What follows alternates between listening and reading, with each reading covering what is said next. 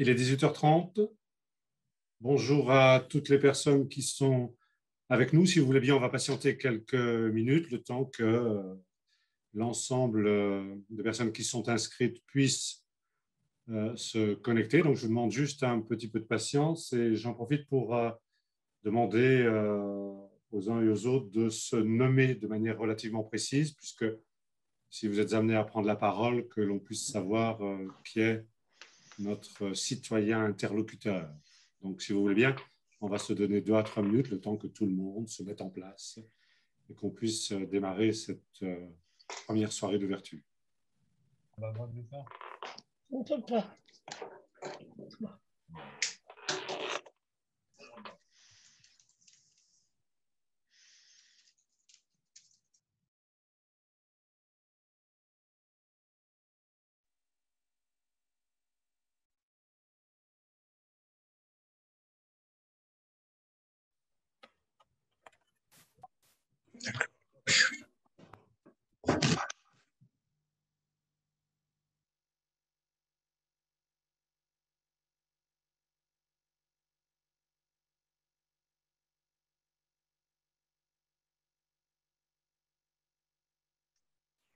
Bonjour.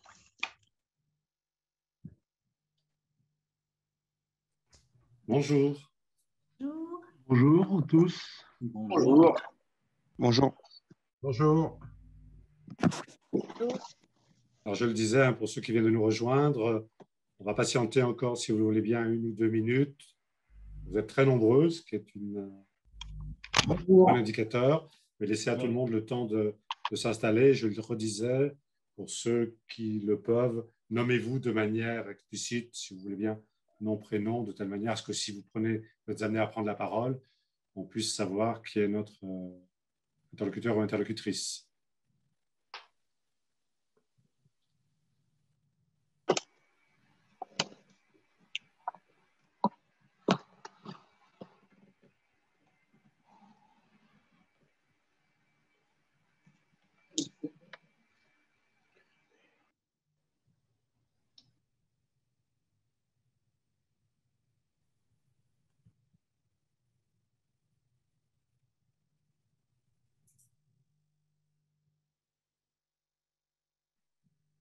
Bonjour. Bonjour. Bonjour. Bonjour.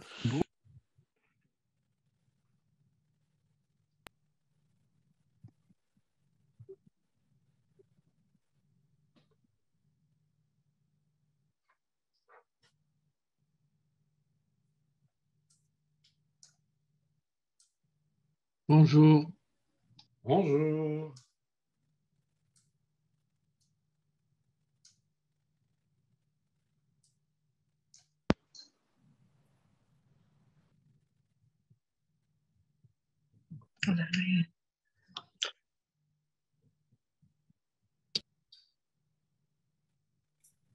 C'est une bonne nouvelle. Bonjour. Bonjour. Excusez-moi de vous déranger, il y a plusieurs personnes qui se plaignent de ne pas entendre, hein, du coup. OK, on va transmettre l'information. Merci.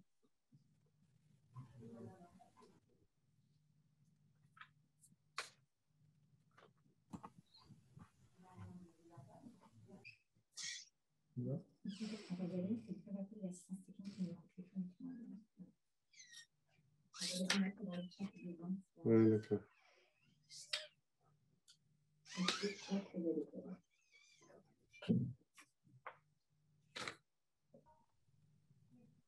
Alors, pour le coup, s'il y a des personnes qui ont des difficultés à se connecter, hein, je vous le redonnerai tout à l'heure, mais il y a un numéro de téléphone que vous pouvez appeler. Il y a une permanence qui peut vous y aider. C'est au 01 70 95 01 03. Je répète, 01 70 95 01 03. Voilà, je vous propose, on est assez nombreux, très nombreux. Je vous propose peut-être d'ouvrir cette première réunion publique. C'est une première réunion qui ouvre tout un processus de concertation qu'on va développer aussi avec vous. Mon nom est Claude Coste-Charrère. J'interviens donc pour l'agence SENS, qui a préparé, qui organise, coordonne l'ensemble de cette démarche, sous l'autorité bien évidemment du Citral. Et mon rôle de modérateur, c'est de m'assurer du bon déroulement de ces 2 heures qui nous sont imparties et puis de favoriser le mieux possible les échanges. Alors, je voudrais vous donner quelques consignes préalables, si vous le voulez bien. C'est un petit exercice de discipline collective et de responsabilité individuelle, je dirais. Coupez vos micros si vous ne prenez pas la parole, parce que ça permet une meilleure qualité de son pour les uns et les autres, et puis ça évite ces petits bruits parasites. Déposez vos questions, et puis on y reviendra tout à l'heure, demandez à prendre la parole en utilisant cette main. Mais je vous propose qu'on y revienne plus en détail. Là, on va voir le slide suivant. Voilà, si coupez votre micro, c'est très simple. En bas à gauche, vous voyez sur la slide, il suffit de cliquer sur le micro et donc le micro est muet. Inversement, évidemment, si vous voulez prendre la parole, vous cliquez sur ce micro. Deuxième chose importante aussi, pour déposer vos questions. Voilà, vous avez soit un terme qui s'appelle converser, soit discussion. En cliquant dessus, vous atterrissez, on le voit sur la droite de la dia, vous atterrissez sur un chat. Là, vous pouvez poser votre question, faire votre commentaire. Je vous dirais que s'il est le plus synthétique possible, ce sera plus facile pour tout le monde. Voilà, deuxième chose. Et puis, lorsque viendra le temps des échanges, vous pourrez effectivement, donc ça c'est le troisième, voilà, vous le voyez sur le petit picto qui vous est proposé, vous cliquez sur ce pictogramme et à ce moment-là, vous avez la possibilité de prendre la parole. Et voilà ensuite le numéro de téléphone dont je vous parlais. Appelez-le si vous avez un problème. Vous avez en même temps l'identifiant de la réunion qui vous permettra de vous connecter ou de vous reconnecter si vous aviez une difficulté. Voilà, je pense que les informations sont claires. Il y a des gens qui sont à votre disposition. N'hésitez pas. Donc, 4 semaines pour vous informer et vous mobiliser sur la participation. Et bravo parce que vous êtes relativement nombreux à vous connecter ce soir. Alors, peut-être se donner aussi quelques règles du jeu, si vous voulez bien. Cette soirée est une soirée où on va partager une culture commune sur un projet qui a une histoire, dont on a beaucoup entendu parler. On va essayer de se doter d'une culture commune, d'informations communes et de faits partagés. L'important, c'est d'abord de dialoguer et de s'écouter. Il n'y a pas d'antagonisme nulle part. Donc, on est dans la co-construction d'un temps que nous allons partager. L'importance aussi de pouvoir recueillir vos contributions, j'y reviendrai parce qu'elles sont importantes, ne serait-ce que pour le bilan de la concertation. Et puis un point important, parce qu'on peut être dans des situations parfois de désaccord, la règle qui prévaut et à laquelle je serai particulièrement vigilant, c'est cette notion d'une part de respect bien sûr des intervenants, mais aussi de respect mutuel. Ça me semble être la moindre des choses. Voilà, donc je vous souhaite une bonne réunion publique ce soir. Alors, première petite chose, on va vous faire jouer un petit peu, si vous le voulez bien. C'est important de savoir, parce qu'on vous connaît, on sait qu'il y a actuellement presque 300 personnes qui sont connectées, mais dans quelle ville habitez-vous?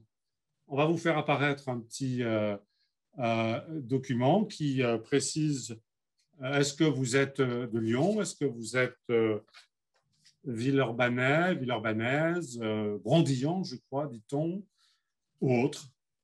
Et on va regarder ça un petit peu. C'est intéressant de le savoir parce que ça nous donne des indications sur les logiques de mobilisation et sur, effectivement, peut-être, j'oserais dire, sociologie de l'ensemble des participants. Alors, à ce stade-là du sondage, on ne sera pas étonné de voir que les Villeurbanais sont en grand nombre, 75% des gens qui sont maintenant présents sont de Villeurbanne, un peu moins de Brandillan, et pourtant ils sont concernés. Lyon, pas mal, 15% de gens qui sont à Lyon. Là, on se donne encore quelques instants pour faire un petit tour des représentations des 3 communes. Peut-être 4. Alors, autres, ce sera intéressant. On ne va pas avoir d'indication précise, mais on le saura sans doute après. Voilà, oui, c'est effectivement Villeurbanne, hein, 74%. Vous êtes plus de 150 à Villeurbanne actuellement, parce que peut-être y a-t-il encore d'autres personnes qui vont s'inscrire. Les Lyonnais viennent derrière, les Brondillons sont modestes dans leur participation, et puis autres, sans doute des communes indirectement concernées autour de la ville de Villeurbanne. Voilà, donc ce petit sondage nous permet de mieux vous connaître. Vous présenter d'abord, merci à l'ensemble des élus, parce que je sais qu'ils sont nombreux à s'être connectés ce soir. Et pour vous répondre, vraiment mobiliser, Monsieur Bruno Bernard, vous êtes Monsieur le Président du Citral, mais on y reviendra, vous êtes aussi président de la métropole de Lyon. Je rappelle que le Citral, hein, c'est l'autorité organisatrice des transports à l'échelle de la métropole, mais aussi, il ne faut pas l'oublier, à l'échelon du département du Rhône, ce qui donne une logique de cohérence et de cohésion à la question liée aux mobilités.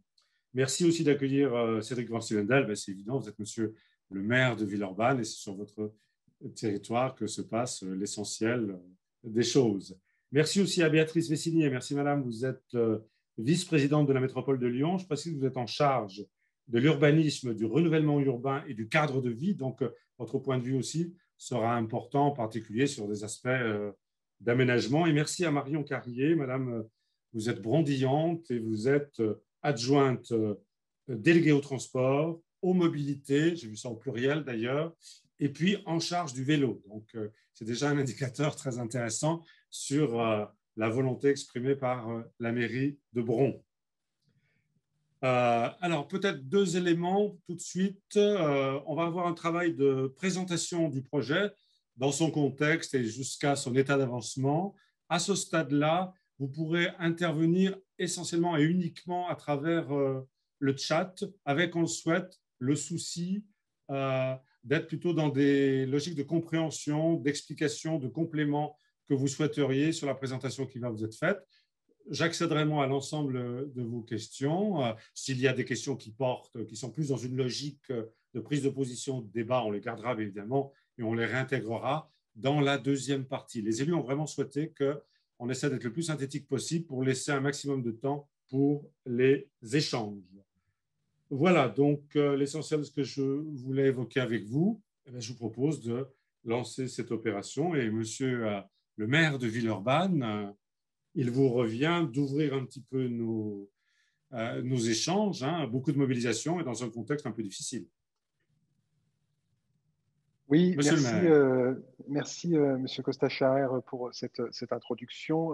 Effectivement, vous le disiez dans un contexte un peu difficile et je veux vous remercier de vous plier à cet exercice parce que pour moi, c'est une première réunion de concertation en non présentiel et donc on va voir comment ça se passe et je me doute que pour vous, ça ne sera pas forcément une tâche facile, mais je vois qu'en tout cas avec les équipes du Citral, c'est une soirée qui a été extrêmement bien préparée, donc je ne doute pas que ça va bien se passer.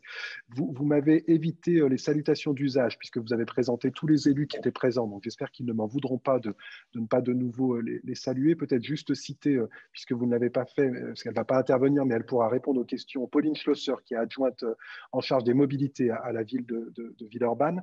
Et puis, bien sûr, remercier. Alors, moi, je vois le compteur qui défile devant moi. Pour l'instant, je vois 250 connexions. Donc, toutes celles et ceux qui sont connectés. J'ai même vu des gens, en plus de Villeurbanne, Lyon et Bron, de Vénissieux qui étaient présents. Donc, on voit que c'est un sujet qui mobilise fortement les métropolitaines et les métropolitains. Moi, j'ai trois choses dans mon introduction à partager avec vous dans un temps imparti de 5 minutes que je vais bien sûr respecter. Un, d'abord, ce qui nous occupe ce soir est une bonne nouvelle pour le territoire de Villeurbanne. Un axe nord-sud, ça fait longtemps que nous le souhaitions. Il arrive, il passe en phase opérationnelle et on sait que ça crée un certain nombre de questions, d'inquiétudes, mais pour autant, moi je veux retenir ce soir que c'est une bonne nouvelle pour notre territoire, une bonne nouvelle qui n'arrive pas seule, puisque pour celles et ceux qui ont suivi les annonces du Citral, c'est accompagné d'un tram T9 qui permettra de relier la Soie à la Doua, voire à Charpennes, et puis d'un projet de ligne à haute fréquence de bus, cette fois-ci sur le nord de l'agglomération, sur la ligne 113 qui partira de Saint-Exupéry pour aller à La Part-Dieu et qui passera par Villeurbanne dans une partie importante. Et je veux saluer ici les efforts du Citral à travers y compris son président qui a eu une programmation d'investissement ambitieuse qui permet de répondre aux besoins de Villeurbanne.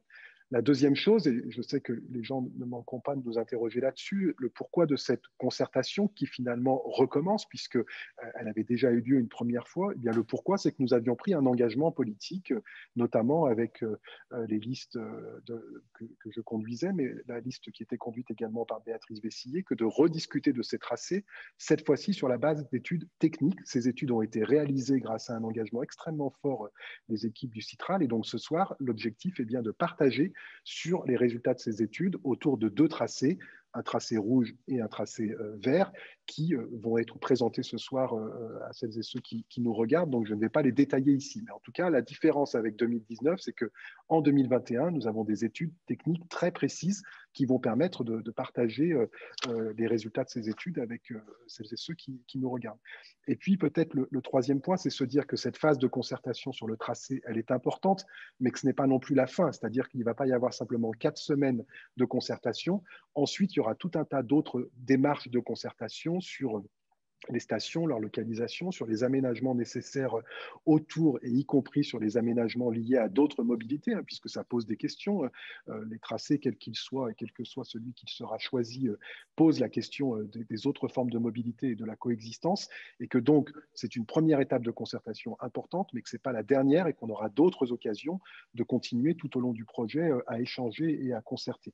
Et puis enfin, de se dire aussi que c'est l'occasion de commencer à dire ce qui va se passer, parce que ce sera des chantiers importants et la ligne T6 sera un chantier important pour la ville, avec ces avantages d'avoir une nouvelle ligne de transport en commun, mais aussi ces inconvénients liés au chantier, liés à la modification de nos habitudes et de nos pratiques, mais que je suis sûr que si on arrive à le faire dans un travail de concertation importante, ce sera positif pour chacune et pour chacun.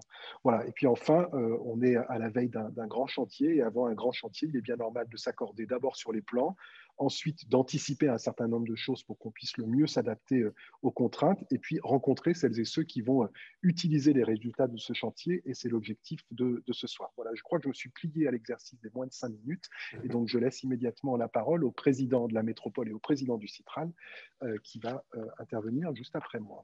Voilà. Vous imaginez, Monsieur Van Swandel, à quel point l'animateur peut être heureux de se dire ça y est, 5 minutes, c'est extraordinaire. Et effectivement, on va passer tout de suite la parole à Monsieur Bruno Bernard. Monsieur Bruno Bernard, merci, grand merci d'être avec nous. Alors, je le disais en vous présentant, vous êtes président du Citral, mais vous êtes aussi le président de la métropole, et c'est sans doute un indicateur fort de l'importance que vous accordez à la mobilité et au vivre ensemble qui va derrière.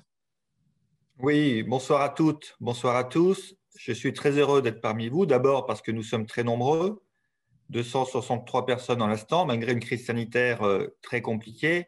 Et au revoir, je remercie nos équipes du Citral et les organisateurs qu'on va arriver, j'espère, à quand même échanger, débattre et concerter sur ce projet très important. Et puis très heureux parce que c'est le premier projet que nous sortons dans le mandat, le premier qui est lancé en termes de concertation. Il y en aura beaucoup d'autres. Le maire de Villeurbanne en a cité quelques-uns.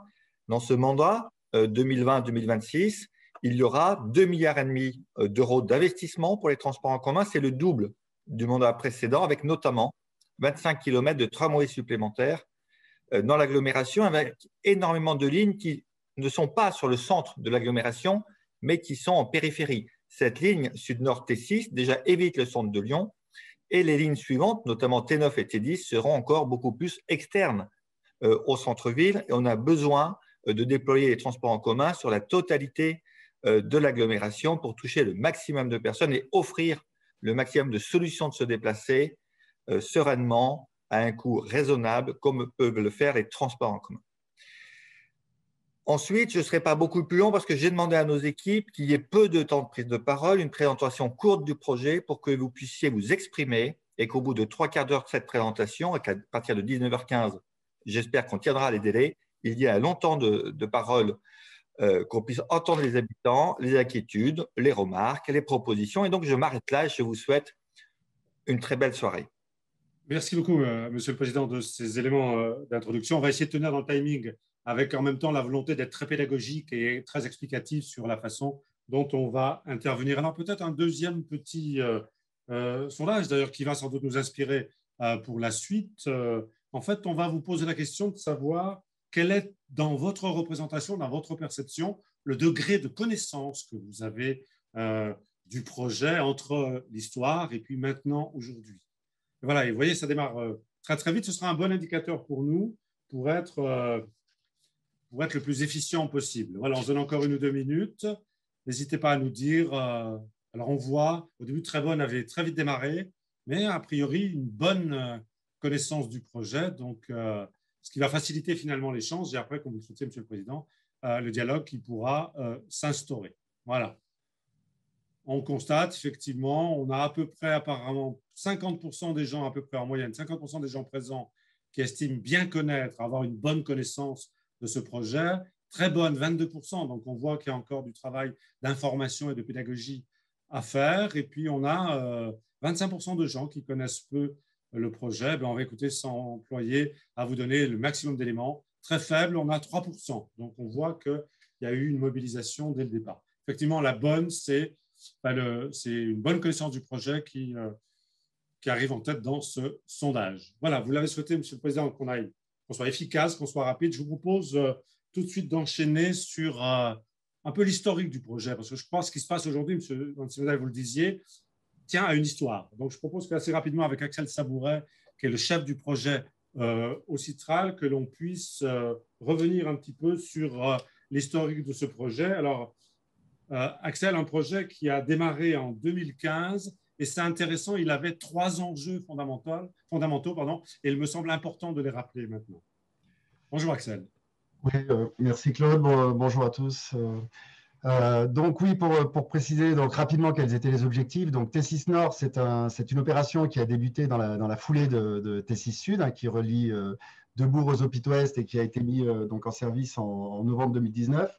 Donc, la ligne T6 en elle-même avait 3 objectifs. Le premier, c'est d'améliorer l'offre de transport collectif sur la partie est de la métropole de Lyon, où il y a une forte demande, et y compris donc, notamment sur la partie nord-est. Il y avait un deuxième objectif qui était renforcer le réseau de transport en commun et les interconnexions, au sens où aujourd'hui, on a un réseau qui part du centre, dit radial qui part du centre et qui part vers l'extérieur.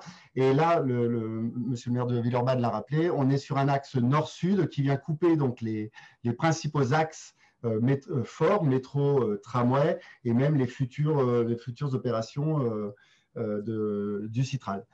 Et puis enfin, développer l'intermodalité au sens, l'arrivée du tramway, c'est inciter les usagers à emprunter les transports en commun et donc à laisser leur voiture et donc rendre une ville plus apaisée.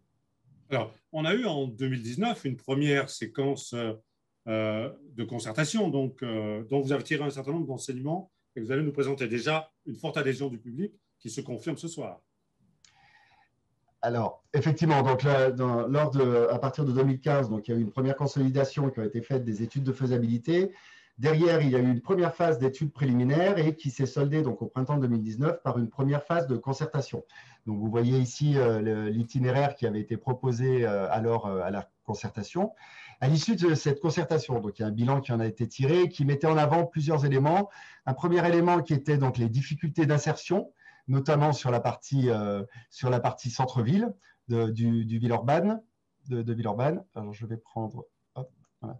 Donc, sur cette partie centre-ville où il y avait notamment la zone Barbus existante, où il y a eu une forte montée des éléments qui indiquaient que les Villeurbanais étaient opposés au passage par cette zone. On avait également des interrogations autour du secteur Billon sur l'insertion du tramway. Il y avait une deuxième forme d'interrogation qui était aussi quid de la desserte à l'Est et de la nécessité peut-être de retravailler sur ce secteur-là. Donc, sur la base de ce bilan de la concertation, il a été donc lancé une deuxième phase d'études préliminaires en 2020 et donc début 2021. Voilà. Alors, ces études préliminaires ont permis de prendre en compte d'ailleurs les différents points de vue, les objections qui étaient posées, et on est arrivé, Monsieur le maire de Villeurbanne l'a évoqué, à 2 itinéraires qui sont retenus, et je précise bien que c'est la base sur laquelle nous allons réfléchir ensemble ce soir, et d'ailleurs tout au long de la concertation. 2 itinéraires retenus, et on verra 3 variantes qui ont été écartées. Vous allez nous expliquer pourquoi, Axel? Oui, alors donc effectivement, il y a eu 2 itinéraires à l'issue de ces études préliminaires qui sont sortis en fait des études. Donc un premier itinéraire qui reprend l'itinéraire dit historique, hein, donc qui était issu de la première concertation. Donc on le voit donc en partant des hôpitaux Est qui passe par la place Grand Clément, la centralité du centre-ville et qui rejoint la Doua, mais donc au nord. Il avait en revanche été précisé sur la partie nord, donc il ne passe plus. Il n'est plus proposé en tant que passage par la rue Orly-Barbus. Il traverse par la rue Verlaine et va directement par le biais de la future ZAC gratte-ciel vers la Doua Gaston Berger. Donc l'itinéraire rouge. Hein? Itinéraire rouge, tout à fait, itinéraire rouge. Un deuxième itinéraire plus à l'est, donc qui reprend sur la partie sud, donc un tronc commun pour rester sur la desserte du centre-ville de Villeurbanne, mais qui par contre bifurque sur Anatole France pour aller vers plus à l'est, desservir donc le secteur dans l'axe rue des Bienvenus, Château-Gaillard et Jean-Baptiste Clément. Voilà, donc ça, on les décrira plus en détail. On verra plus en détail. Mais il y avait 3 variantes hein, que vous avez écartées. Voilà, juste pour rappeler rapidement quelles étaient. Donc, il y a eu, dans ce cadre de cette deuxième phase d'études préliminaires, nous avons étudié plusieurs secteurs, plusieurs variantes. Et donc, il y a eu 3 variantes qui ont été étudiées puis après écartées. Une première variante, donc, qui est la variante dite pré-Sensé-Colin, donc qui avait pour objet de répondre à l'époque à la problématique d'insertion autour de Bouillon et aussi de futures zones ACI. Donc, sur ce secteur-là, on s'est trouvé opposé face à des fortes contraintes techniques, des forts impacts sur les réseaux, des contraintes de giration et globalement, y compris un impact fort sur la circulation. Donc, les bénéfices paraissaient assez faibles, donc il a été proposé de ne pas la retenir. Une deuxième variante, qui était donc une variante appelée à l'époque directissime, qui partait directement sur Grand Clément et qui montait en passant par Flachet pour rejoindre donc, le nord de la rue des Bienvenus, Château-Gaillard et Jean-Baptiste Clément. Cette variante présentait donc certaines contraintes techniques aussi fortes, notamment au nord du cours Émile Zola en lien avec des rues très étroites. Elle présentait aussi une desserte moindre en termes de population-emploi. On était à moins 15% de desserte de public touché par rapport aux itinéraires rouges et verts. Et puis, surtout, elle évitait une des centralités, qui est un des objectifs quand même de l'opération, de relier les centralités. Et on s'éloignait, on va dire, du centre-ville. Et enfin, une troisième variante écartée, qui est donc la variante Perrin-Blanqui, où là, c'était une bifurcation, on va dire, un peu plus tôt que sur la variante vert-rouge.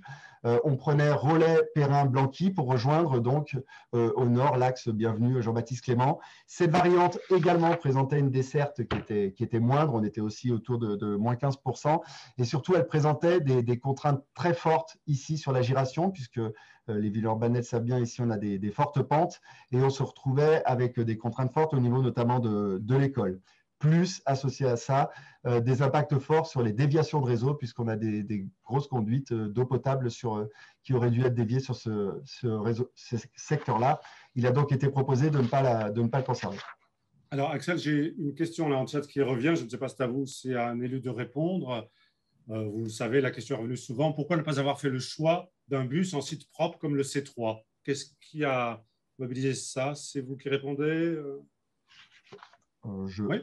Je peux répondre. Je peux répondre et puis éventuellement, M. Bernard ou M. Vancenel pourront compléter. Allez-y, Axel. Donc, du coup, sur là, on est clairement, alors on l'évoquera après sur les chiffres clés de cette opération. Aujourd'hui, on est sur une fréquentation attendue qui va être forte, qui va approcher les 60 000 voyageurs jour à l'échéance 2030 et avec des perspectives d'évolution fortes puisque tous ces secteurs vont être amenés à évoluer avec une croissance importante. Du coup, on est parti directement sur un mode qui allait pouvoir absorber cette demande. Par ailleurs, ça présente des avantages de régularité qui sont encore plus élevés que les bus, puisque le phénomène site propre du tramway et les rails font qu'il y a moins d'interférences avec les usages communs, notamment avec les voitures. OK. Je ne sais pas si M. Bernard ou M. Vancenel, vous souhaitez apporter un élément complémentaire? OK. voilà, maintenant, on a fait un peu l'historique et on est d'accord que ces critères, finalement, ces éléments améliorent bien l'offre de transport collectif, renforcent le réseau et développent l'intermodalité. Alors, qu'en est-il du projet aujourd'hui? Je vous propose peut-être, avant que vous n'interveniez, Axel, qu'on découvre une petite vidéo très, très simple qui montre bien quel est le tracé. Voilà, on lance juste le temps technique de lancer ce petit tracé. Voilà, ça y est. À partir d'Opit-Ouest, les deux tracés passent par des quartiers en transformation, comme Route de Genasse, Kimmerling et Grand Clément. Ils s'étirent ensuite vers le nord par la rue Verlaine en direction de Gratte-Ciel. Le tracé historique traverse le centre-ville, la ZAC, Gratte-Ciel et les quartiers en devenir du sud de la Doua. Le tracé au nord-est progresse le long de la rue Anatole France pour desservir les quartiers résidentiels à l'est du tracé historique. Il se dirige vers le nord, sur l'axe L'Herminier, Bienvenue, Château-Gaillard. Enfin, il rejoint la Doua sur l'infrastructure existante à partir de la rue Jean-Baptiste Clément. Ces deux tracés seront au cœur d'une nouvelle concertation préalable du 15 mars au 12 avril 2021. Voilà, donc une présentation succincte des tracés, peut-être quelques chiffres, si vous voulez bien, Axel, voilà, pour bien poser les enjeux qui se posent et à quoi ça correspond concrètement. Oui, donc, il faut mettre votre micro, voilà. Le chiffre pour rappeler donc les grandes lignes qui correspondent donc sur les deux itinéraires, qui sont communes aux deux itinéraires. Donc, on a aujourd'hui 5,6 km globalement d'infrastructures nouvelles pour ce prolongement. Donc, ça correspond à 11 ou 12 stations. Donc, je peux évoquer déjà ce sujet parce que c'est 11 ou 12 parce qu'aujourd'hui, les stations ne sont pas arrêtées ni dans leur implantation, ni même dans leur nombre. Ça sera l'occasion, lorsque l'itinéraire sera retenu, de définir dans le cadre des études qui vont suivre.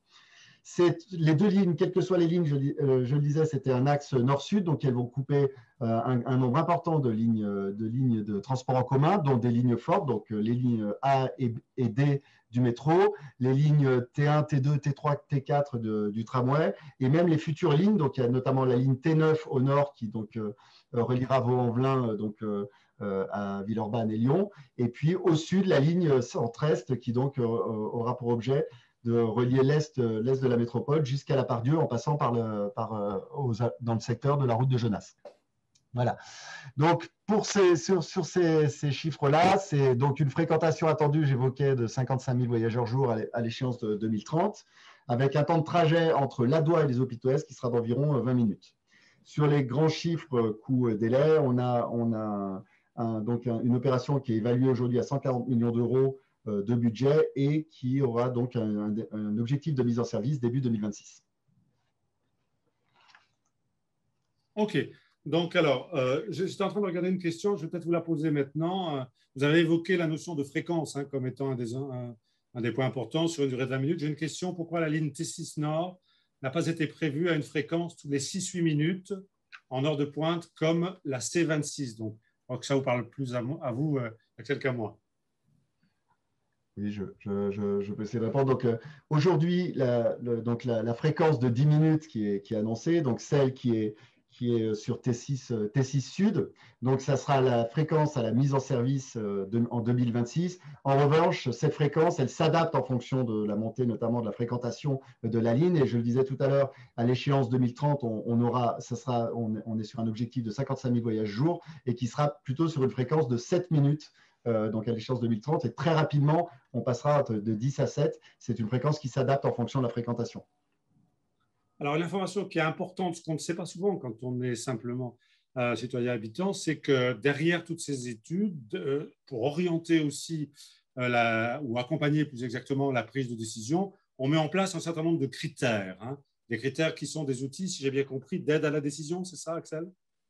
C'est ça. Donc, dans le cadre des études préliminaires, donc nous avons étudié les différentes variantes et ces deux tracés plus finement. Et donc là, nous précisons les études et nous la déclinons sous la forme de 11 critères, on les évoquera après, pour essayer de participer, d'aider, de fournir des éléments à nos décideurs pour leur permettre un choix éclairé sur l'aspect technique, mais choix qui sera complété par cette concertation objet de la réunion d'aujourd'hui, qui va venir amener des informations complémentaires sur la demande, les besoins des riverains, des usagers, et c'est sur la base à la fois de cette analyse multicritère et à la fois de ce bilan de concertation qu'il y aura un choix choix qui sera à l'échéance de mai, donc après la concertation, bien entendu, pour choisir l'itinéraire qui sera retenu. C'est important de le dire parce qu'on a souvent le sentiment que ce sont les contraintes techniques qui sont majeures, mais vous nous le confirmez, toute la concertation viendra nourrir et sera elle-même un autre outil d'aide à la décision.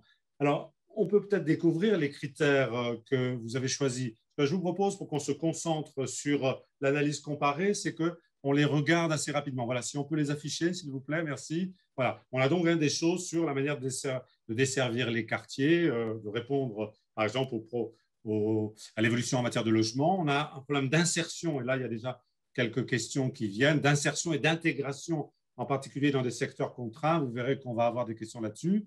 Il y a des critères qui sont liés à la vie urbaine, aussi aux modes actifs et aménagements cyclables, puisqu'il y a une volonté effectivement importante de report modal, une prise en compte des enjeux en matière de circulation et bien évidemment toute la question qui va être liée à l'environnement. Mais il y a encore quelques éléments qui sont des éléments techniques sur lesquels vous allez revenir. La question des réseaux, la question de l'exploitation, c'est-à-dire comment on exploite les lignes, et puis effectivement la question des délais de travaux, et quand même la question des coûts. Donc, ce sont l'ensemble de ces critères que vous avez pris en compte et je vous propose de les détailler un petit peu de manière un petit peu comparative entre le tracé rouge et le tracé vert.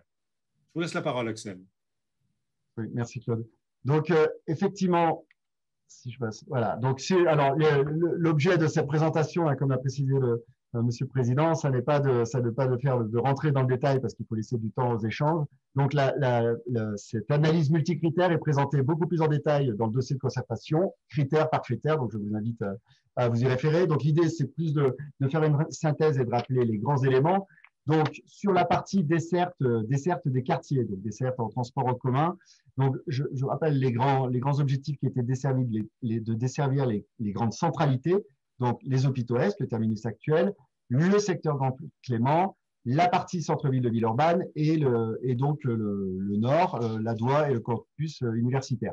Donc, les deux itinéraires, puisqu'il y a un tronc commun, et les deux itinéraires répondent à cette demande.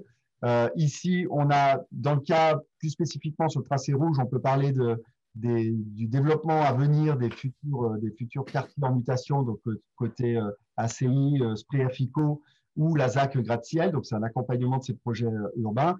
Sur la partie verte, on est plutôt sur une partie résidentielle et donc on accompagnera l'évolution de ce tronçon-là. Voilà sur la partie desserte des quartiers. Sur la partie vie urbaine, qui est donc la prise en compte sur les deux opérations des usages et des fonctionnalités des différents secteurs. Donc, on peut dire sur la partie le tronc commun, donc au sud, on peut évoquer la place Grand Clément, donc qui est une zone plutôt commerciale. Donc, ce tramway va venir accompagner l'évolution de l'ensemble du secteur. Et par ailleurs, il s'intégrera avec le futur opération d'aménagement de la place Grand Clément. Donc là, on travaille en partenariat avec la métropole de Lyon pour aménager, donc c'est également ça, on accompagne la mutation de ce secteur. Après, la différenciation entre les deux secteurs, on a donc, je le disais, dans les deux cas, une desserte du centre-ville. On a d'un côté une zone plus résidentielle, donc qui est sur le tracé vert. Aujourd'hui, on est sur 1,1 km, on va dire, de résidentiel sur la partie tracé vert, donc à l'est, côté Jean-Baptiste Clément ou la rue des Bienvenus. A contrario, sur le tracé rouge, on est plutôt sur un axe plus économique avec une partie résidentielle sur 200 mètres. Alors, pour aller sur si ça veut bien passer, voilà. Donc, si on met en face de ces axes, on va dire, de fonctionnalité de la vie urbaine, il faut évaluer donc l'ensemble des contraintes, donc c'est l'ensemble des autres critères qui sont décrits dans le dossier. Et donc, l'idée, c'est de prendre en compte l'environnement suivant les deux tracés. Donc, sur la partie au sud, donc on est sur la partie tronc commun. Donc là, toute la partie, on est ce qu'on appelle en site propre. Site propre, ça veut dire que le tramway circule sur un axe qui lui est réservé. Il n'y a donc pas d'autres véhicules sur l'axe. En revanche, sur la partie au nord, donc quelle que soit la variante, les deux sont concernés, on va se trouver face à des zones d'accès réservées riverains, c'est-à-dire que la plateforme va être banalisée. Donc ça, c'est un peu nouveau sur la métropole de Lyon, ça n'existe pas. Ça veut dire que là, le tramway sur les zones, donc en orange ici, pourra être emprunté notamment par les voitures. Donc, ce sera des axes qui seraient réservés aux riverains parce qu'on est sur des rues très étroites. Alors, on parle de 12 mètres ici de profil de façade à façade. Et donc, pour minimiser l'impact justement sur les différentes emprises et essayer d'intégrer l'ensemble des fonctions, à restituer donc le tramway bien sûr, mais également une circulation riveraine, les vélos et les piétons, donc et faire quelque chose qui soit confortable. Ce qui est proposé, c'est de faire donc des zones d'accès réservées riverains. Donc ici, je le disais, on est sur un peu plus d'1 kilomètre sur la partie verte, environ 200 mètres sur la partie rouge. Voilà. Et puis, il y a le tronçon central, donc là, qui accompagne aussi, puisqu'il y a d'ores et déjà un souhait de passer sur une aire piétonne sur la partie centre-ville. Donc, cette aire piétonne, elle démarre dès la rue Verlaine, hein, au niveau du centre-ville. Donc là, c'est sur le tronc commun. Et puis, elle continue donc au sein de la future ZAC Gratte-Ciel. Donc là, pour rappeler, donc on est sur à peu près 80% de sites propres pour le tramway sur l'axe rouge en global et 75% sur la partie verte. Sachant que sur la partie verte, ici, sur l'axe vert, on vient rattraper le tronçon existant de T1, T4 qui est déjà donc qui est de l'infrastructure, bien évidemment, en site propre. Voilà. Donc, les grands axes, on aura peut-être l'occasion de détailler dans les différents échanges et puis, encore une fois, de vous y référer sur le dossier. Alors, je profite de l'incise pour dire à tout un chacun, je vois apparaître quand est-ce qu'on pose les questions. Là, on est en train de les recollationner et au début des échanges, ne vous inquiétez pas, on va les reprendre et puis vous pourrez les poser et les repréciser. Voilà, on avance si vous voulez bien, Axel. Alors, sur un des autres éléments importants, c'est donc la prise en compte des aménagements cyclables. Donc je rappelle, toutes les opérations de mode lourd au Citral s'accompagnent de la réalisation d'itinéraires cyclables le long de l'itinéraire du site propre.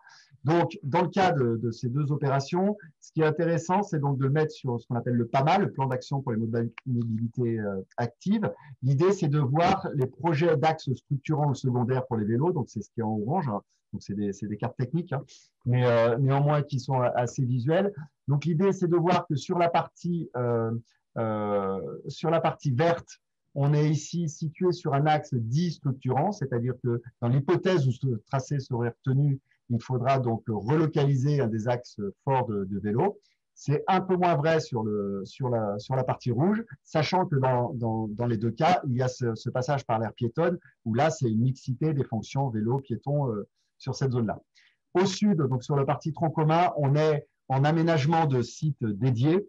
Donc, site dédié, c'est-à-dire que c'est une piste cyclable intégrale sur l'ensemble du linéaire, ce qui ne sera donc pas le cas sur les zones dites banalisées. J'évoquais tout à l'heure les zones banalisées, donc ici sur Jean-Baptiste Clément ou Bienvenue sur la partie verte, ou par exemple Billon sur la partie rouge. Donc, ce qu'on peut évoquer comme pourcentage, c'est que si on prend tout le linéaire du vert, on est sur un peu plus de 50% d'aménagement cyclable spécifique, donc d'itinéraire spécifique cycle, et on est plutôt de l'ordre de 63% sur la partie rouge. Voilà sur les grands éléments liés au cycle. Un petit point sur l'environnement, puisque donc cette opération, ça va être aussi l'occasion de revégétaliser l'ensemble du secteur.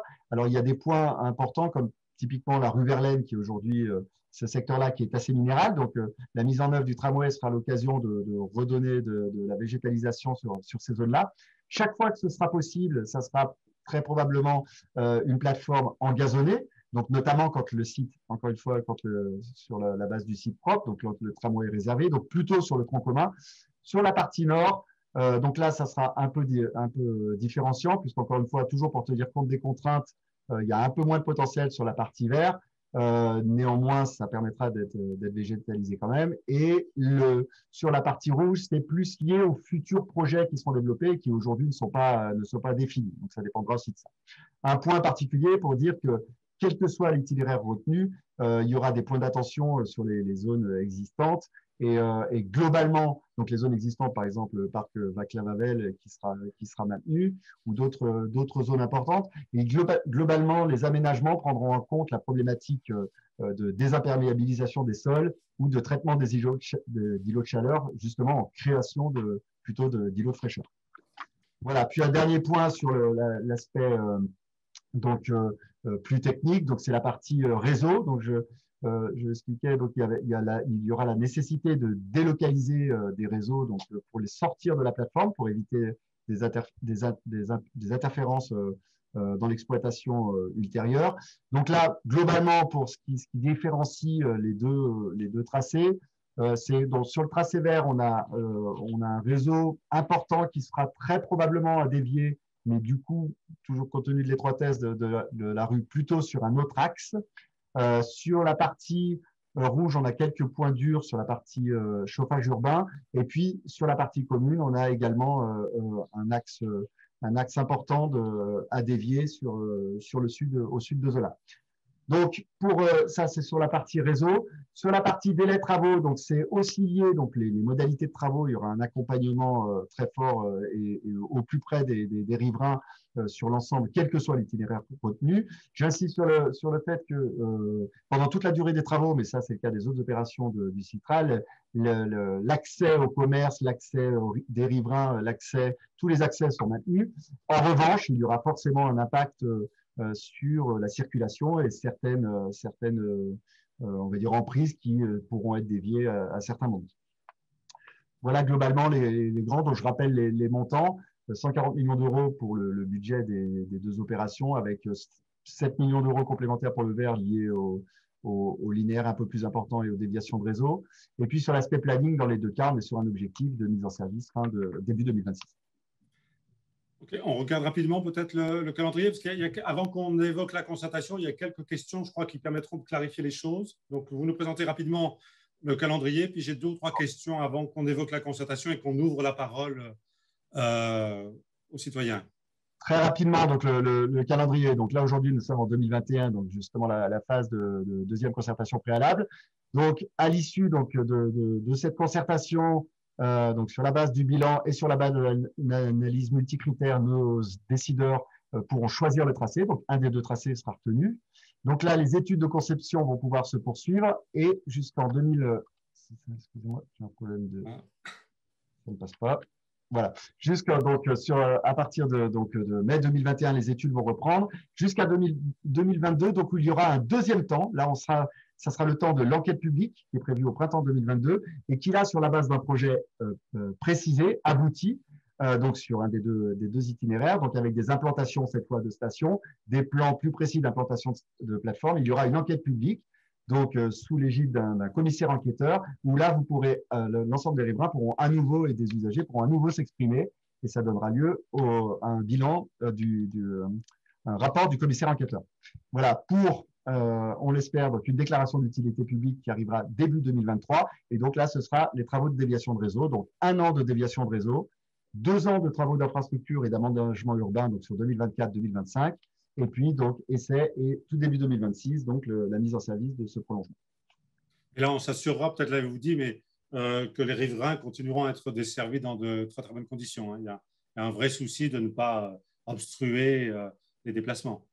Voilà, c'est ça. Donc, il y aura une écoute très forte. Et alors, ça accompagne et ça fera la transition. Sur cette concertation continue, aujourd'hui, c'est une phase de concertation préalable, mais cette concertation, aujourd'hui, elle va perdurer jusqu'à la mise en service par l'enquête publique, et évidemment avec les itérations avec nos différents interlocuteurs. Et puis, on a un processus de chargé de relations riverains qui permet de faire remonter l'information et d'alimenter nos propres études pour prendre en compte les besoins et d'adapter notre projet. Alors, juste une question, est-ce qu'on peut remettre les tracés d'origine? Parce que j'ai 1 ou 2 questions et pour y répondre, ça éclairera peut-être plus facilement vos réponses. On est bien d'accord, par contre, en attendant qu'on nous mette ce tracé-là, les conclusions de la première concertation, concernant en particulier le centre-ville, ont bien été intégrées dans… alors, ce n'est pas cela, c'est les 2 scénarios, si c'était possible, ont bien été intégrées dans le projet qui est celui-ci.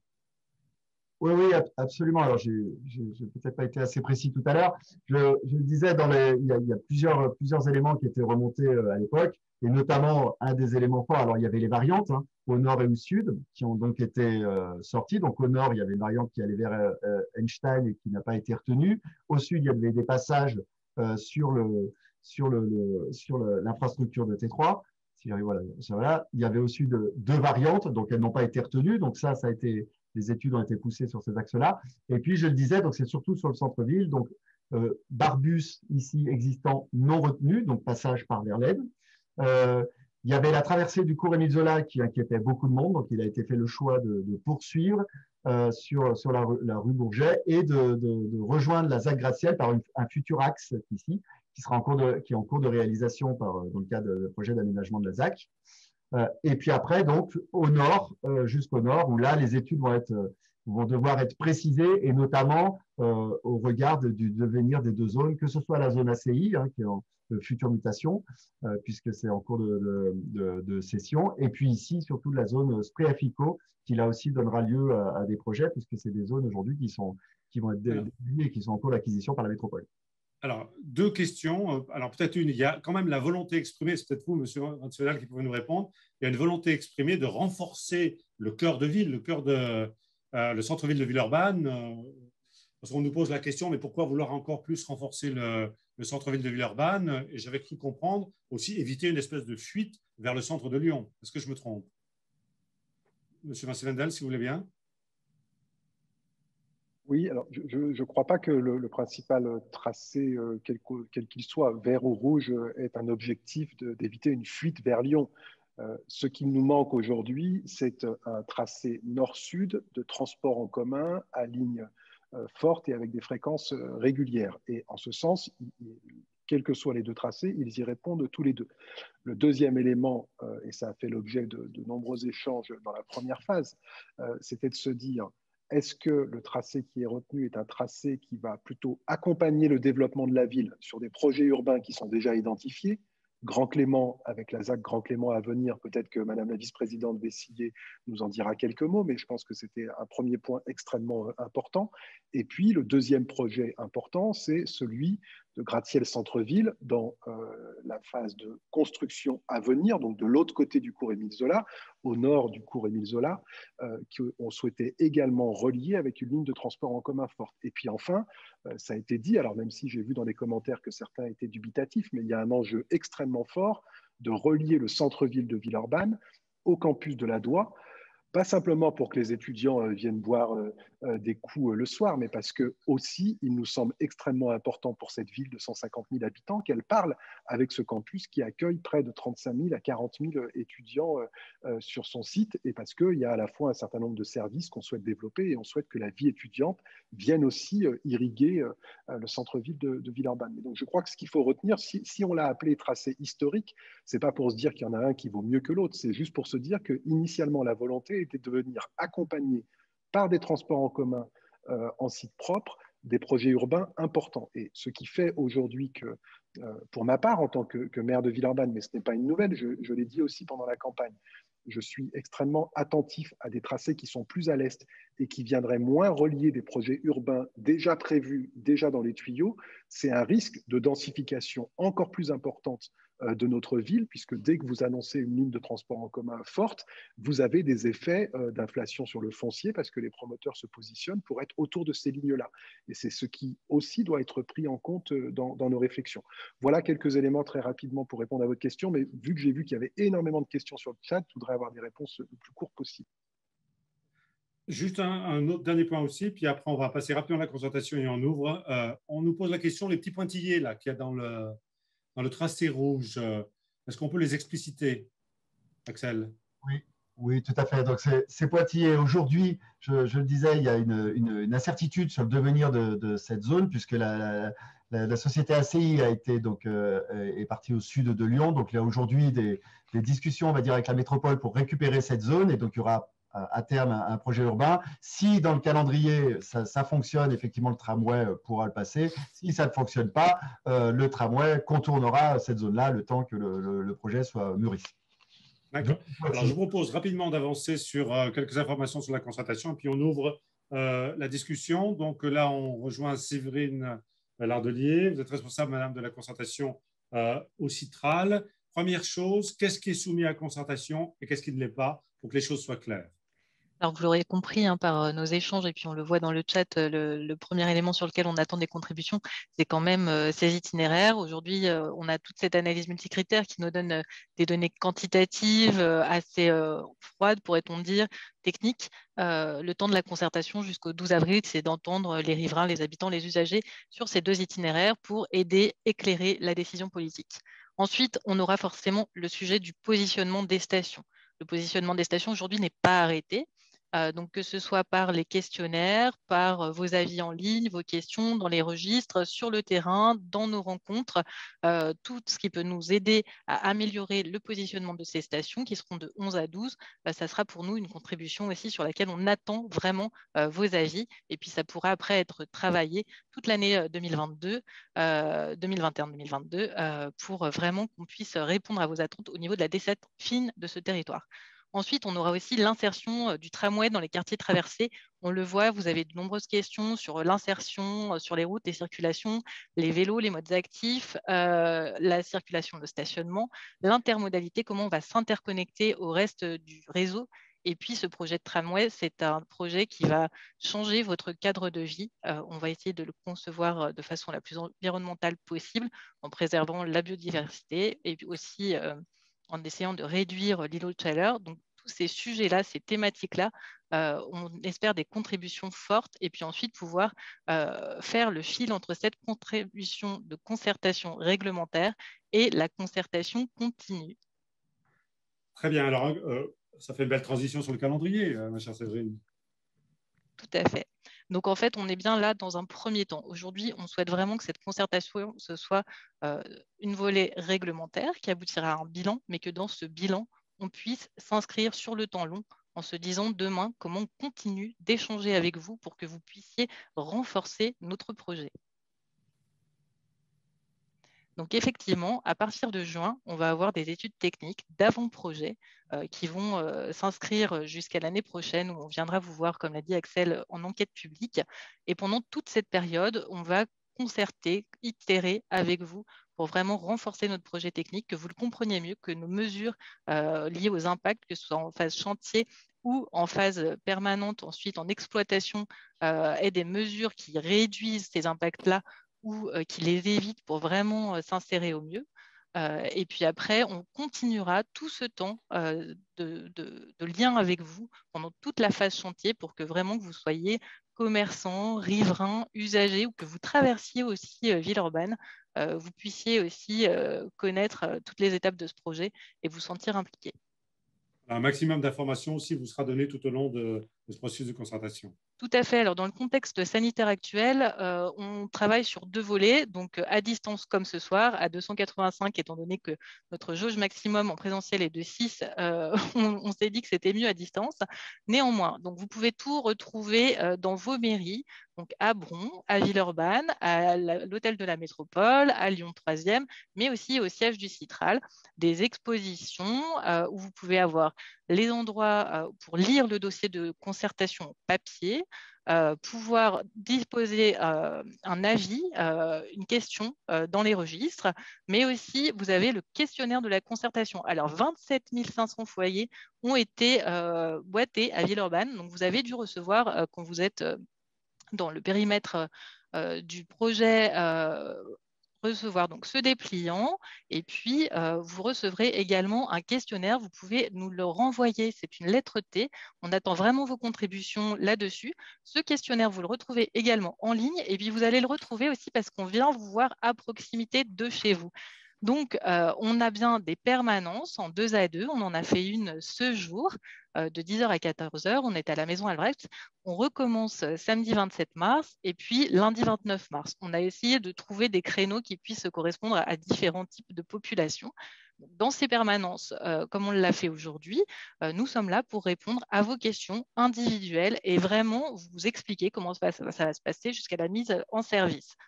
On a aussi prévu de venir vous voir. Donc ça, c'est les petites étiquettes orange. Vous retrouverez les dates précises sur le site internet en stand mobile. Donc là, on va passer 4 heures sur le terrain. Je pense à la place Kimmerling, à la place Croix-Luiset.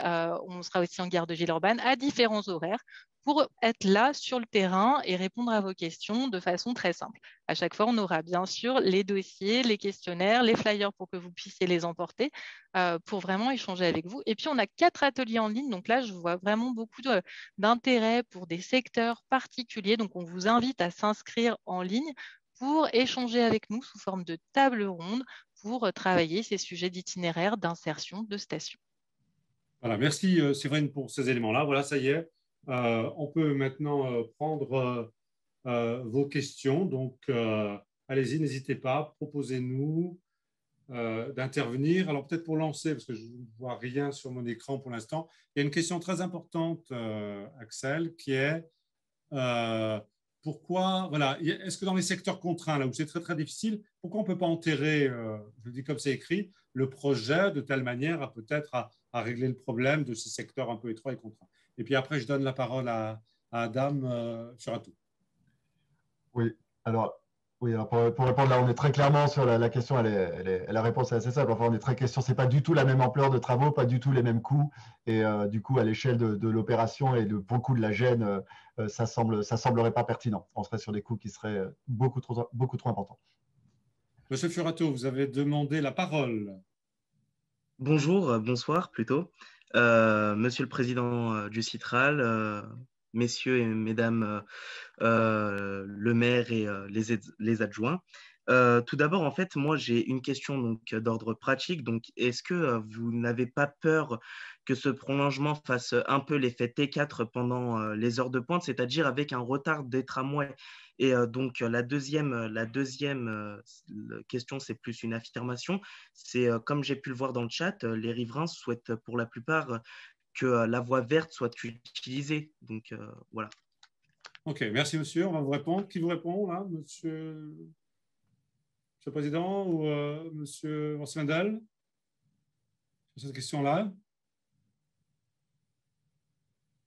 Alors, je sais pas, peut-être d'abord des éléments techniques. Je vais laisser Axel puis, parce qu'il y a les élus le beaucoup, souhaitent ou Madame Axel Bessier, Saboré, je vais laisser le répondre parce qu'il y a beaucoup de questions sur la question de l'impact des travaux. Donc, Oui, alors, répondre rapidement, je ne suis pas sûr d'avoir complètement cerné la question, mais en tout cas, sur l'aspect T4, il n'y a pas, enfin, moi, je n'ai pas en tête une multitude de retards sur l'aspect T4, et en tout cas, sur T6, on va mettre en œuvre des aménagements qui devront limiter, autant que faire se peut, les retards sur l'exploitation. L'objectif, c'est bien d'être dans les critères qui sont définis. On a 10 minutes de mise en service, des temps de parcours qu'on aura à cœur de respecter. Voilà.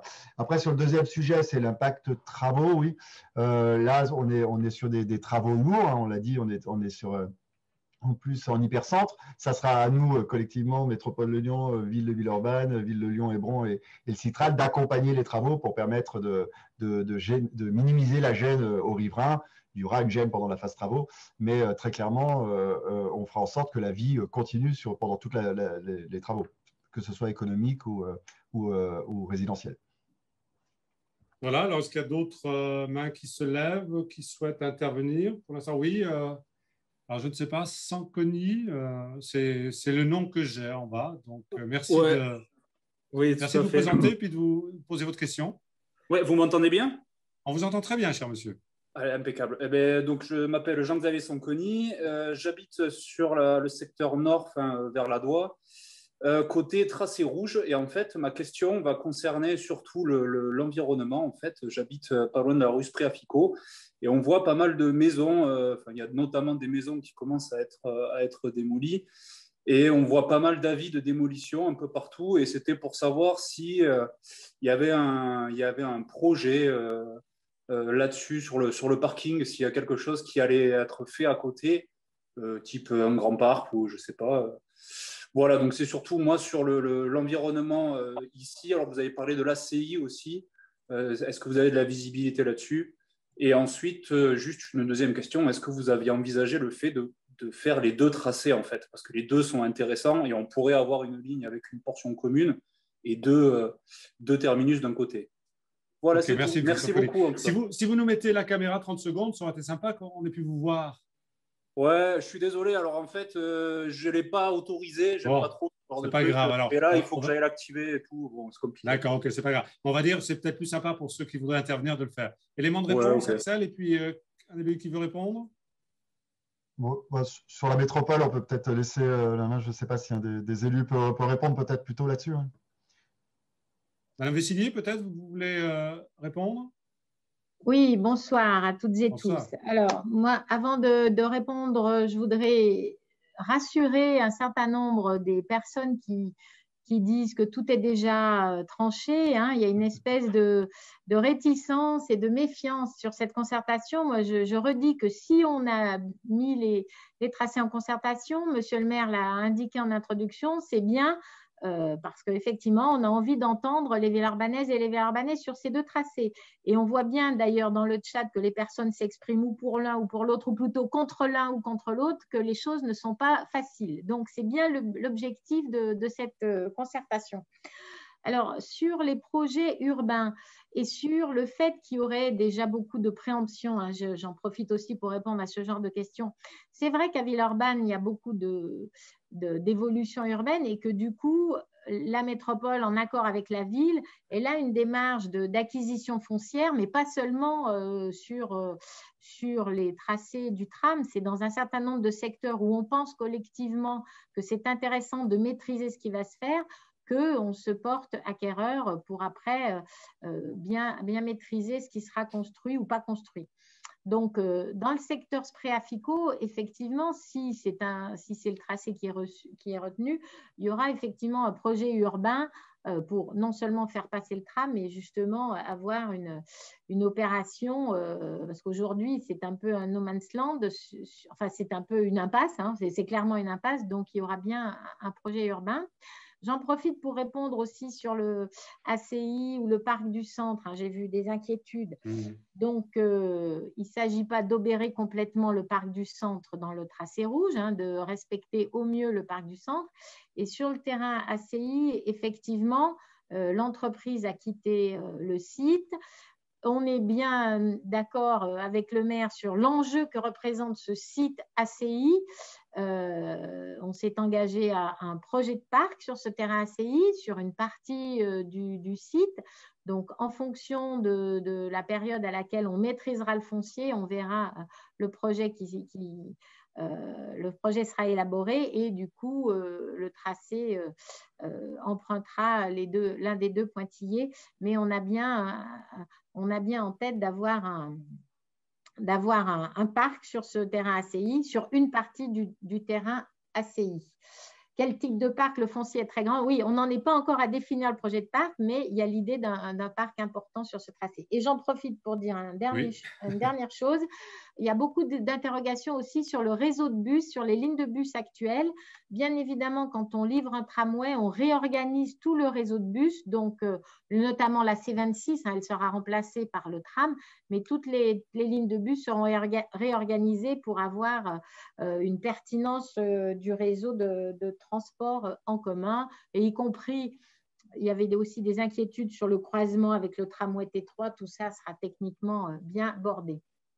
Très bien, merci Madame Vessillier. Alors, Monsieur Abo, voilà, c'était vous qui aviez demandé la parole. Je vous la donne, ensuite je la donnerai à Eric. Monsieur Bonjour. Abo.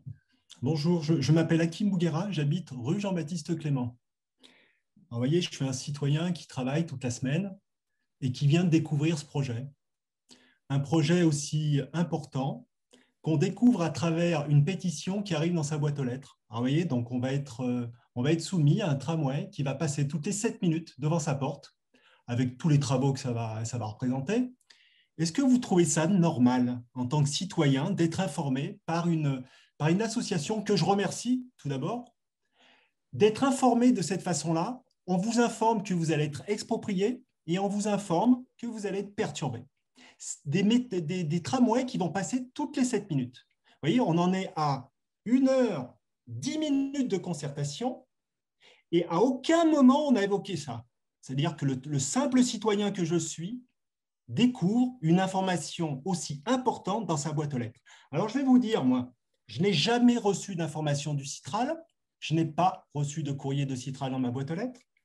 On est dans une situation de Covid, on peut ne pas s'exprimer. Vous savez, un écran interposé ne nous permet pas de nous exprimer, je vous le confirme.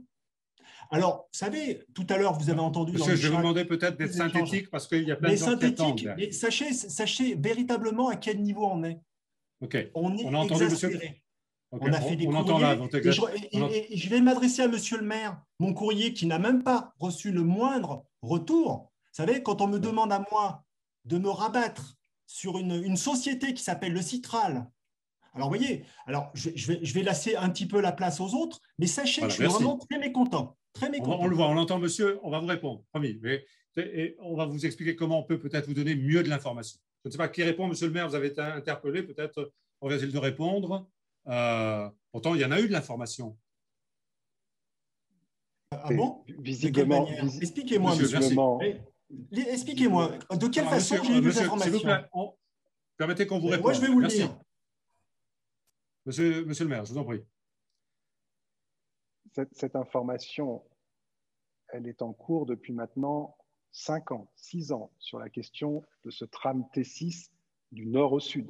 Donc, on ne peut pas dire qu'on découvre aujourd'hui que ce tram va arriver. Ça a même été l'un des objets importants de la campagne des dernières élections municipales. Ensuite, que vous n'ayez pas été informé à titre personnel, moi, je ne peux que le regretter, mais ce qu'on ne peut pas dire ce soir, et je comprends à la fois votre colère, votre inquiétude, puisque maintenant, il y a 2 tracés qui sont en train de se préciser, et on l'a vu dans le chat, il y a des tracés qui impactent la vie de certaines personnes d'une manière individuelle, parce qu'ils ont un bien immobilier qui est situé proche de ce tracé, et moi, je comprends cette inquiétude. Mais par contre, ce projet n'est pas nouveau, ce projet ne débarque pas ce soir dans le cadre de cette concertation.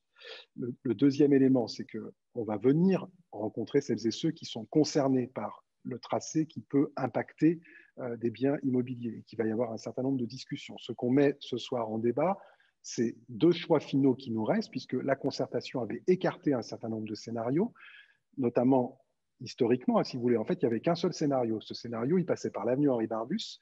Il y avait eu un certain nombre de personnes qui s'étaient mobilisées en disant « ce n'est pas possible ».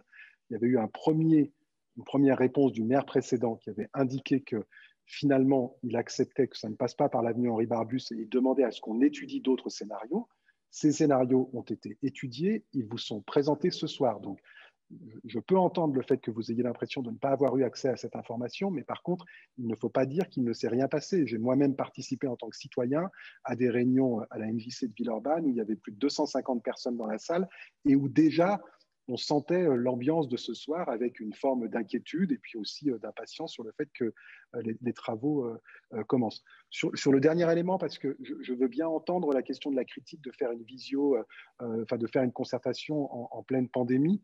Pour autant, je crois que notre travail, celui des élus, celui des techniciens, c'est faire aussi que le monde ne s'arrête pas. Et je crois que ce soir, prenez ça plutôt comme un gage de notre part de vouloir largement ouvrir le débat dès ce soir. Et par ailleurs, on va aller à votre rencontre, c'est-à-dire qu'on ne va pas se satisfaire de cette réunion ce soir, alors qu'au regard du taux de participation, on pourrait se dire qu'on a fait le boulot. On va faire beaucoup plus que cela. On va aller à la rencontre des citoyennes et des citoyens. Vous pourrez répondre. Alors, si vous n'avez pas eu le questionnaire, on pourra vous le donner pour que vous puissiez vous prononcer. Mais je crois que c'est difficile aujourd'hui de dire qu'on n'est pas dans une attitude d'écoute. Puis j'en profite parce que j'ai lu avec attention, là, je crois qu'on est à presque 200 messages sur le chat. On dit tout est décidé. Eh bien, non, moi je le dis, je l'ai dit d'autant plus que j'ai dit avec beaucoup de sincérité qu'effectivement, j'avais une préférence pour un des 2 scénarios. Mais ce n'est pas parce que j'ai une préférence que les choses sont décidées. Moi, je préfère jouer la transparence avec vous et avec l'opinion publique. Je l'ai dit pendant la campagne, je l'ai dit après mon élection, je l'ai dit au moment de la conférence de presse.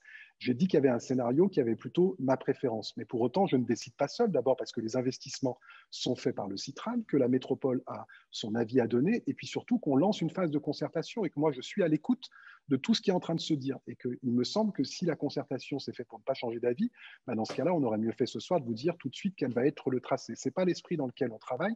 On ne se connaît pas encore beaucoup, donc il y a besoin de mettre en place cette relation de confiance. Mais croyez-le, nous venons avec une équipe municipale qui, en plus, est diverse dans ses représentations. Tout le monde est très attentif à cette question de la place des habitantes et des habitants. Donc, tout n'est pas décidé ce soir. Je le redis ici. Mais comme j'ai dit clairement aussi quelle était ma préférence, mais comme d'autres l'ont fait sur le chat en disant « moi je suis pour le vert, moi je suis pour le rouge », je dirais qu'aujourd'hui, c'est la seule position que j'ai prise. Voilà, je ne suis pas certain d'avoir satisfait M. Abo, mais j'ai au moins essayé de répondre à quelques éléments de sa question. En même temps, on a entendu effectivement sa colère et puis ça montre qu'on était à l'écoute. Alors, il y avait Eric, effectivement. Alors, je voulais simplement pouvoir contribuer sur le volet de la méthode en me replaçant d'un point de vue purement concertation. Donc, effectivement, il me semble, M. Abo, qu'on vous a eu au téléphone et par mail. Donc, effectivement, ce que je n'ai pas dit tout à l'heure, c'est qu'on a un processus au CITRAL de chargé de relations concertation et relations riverains.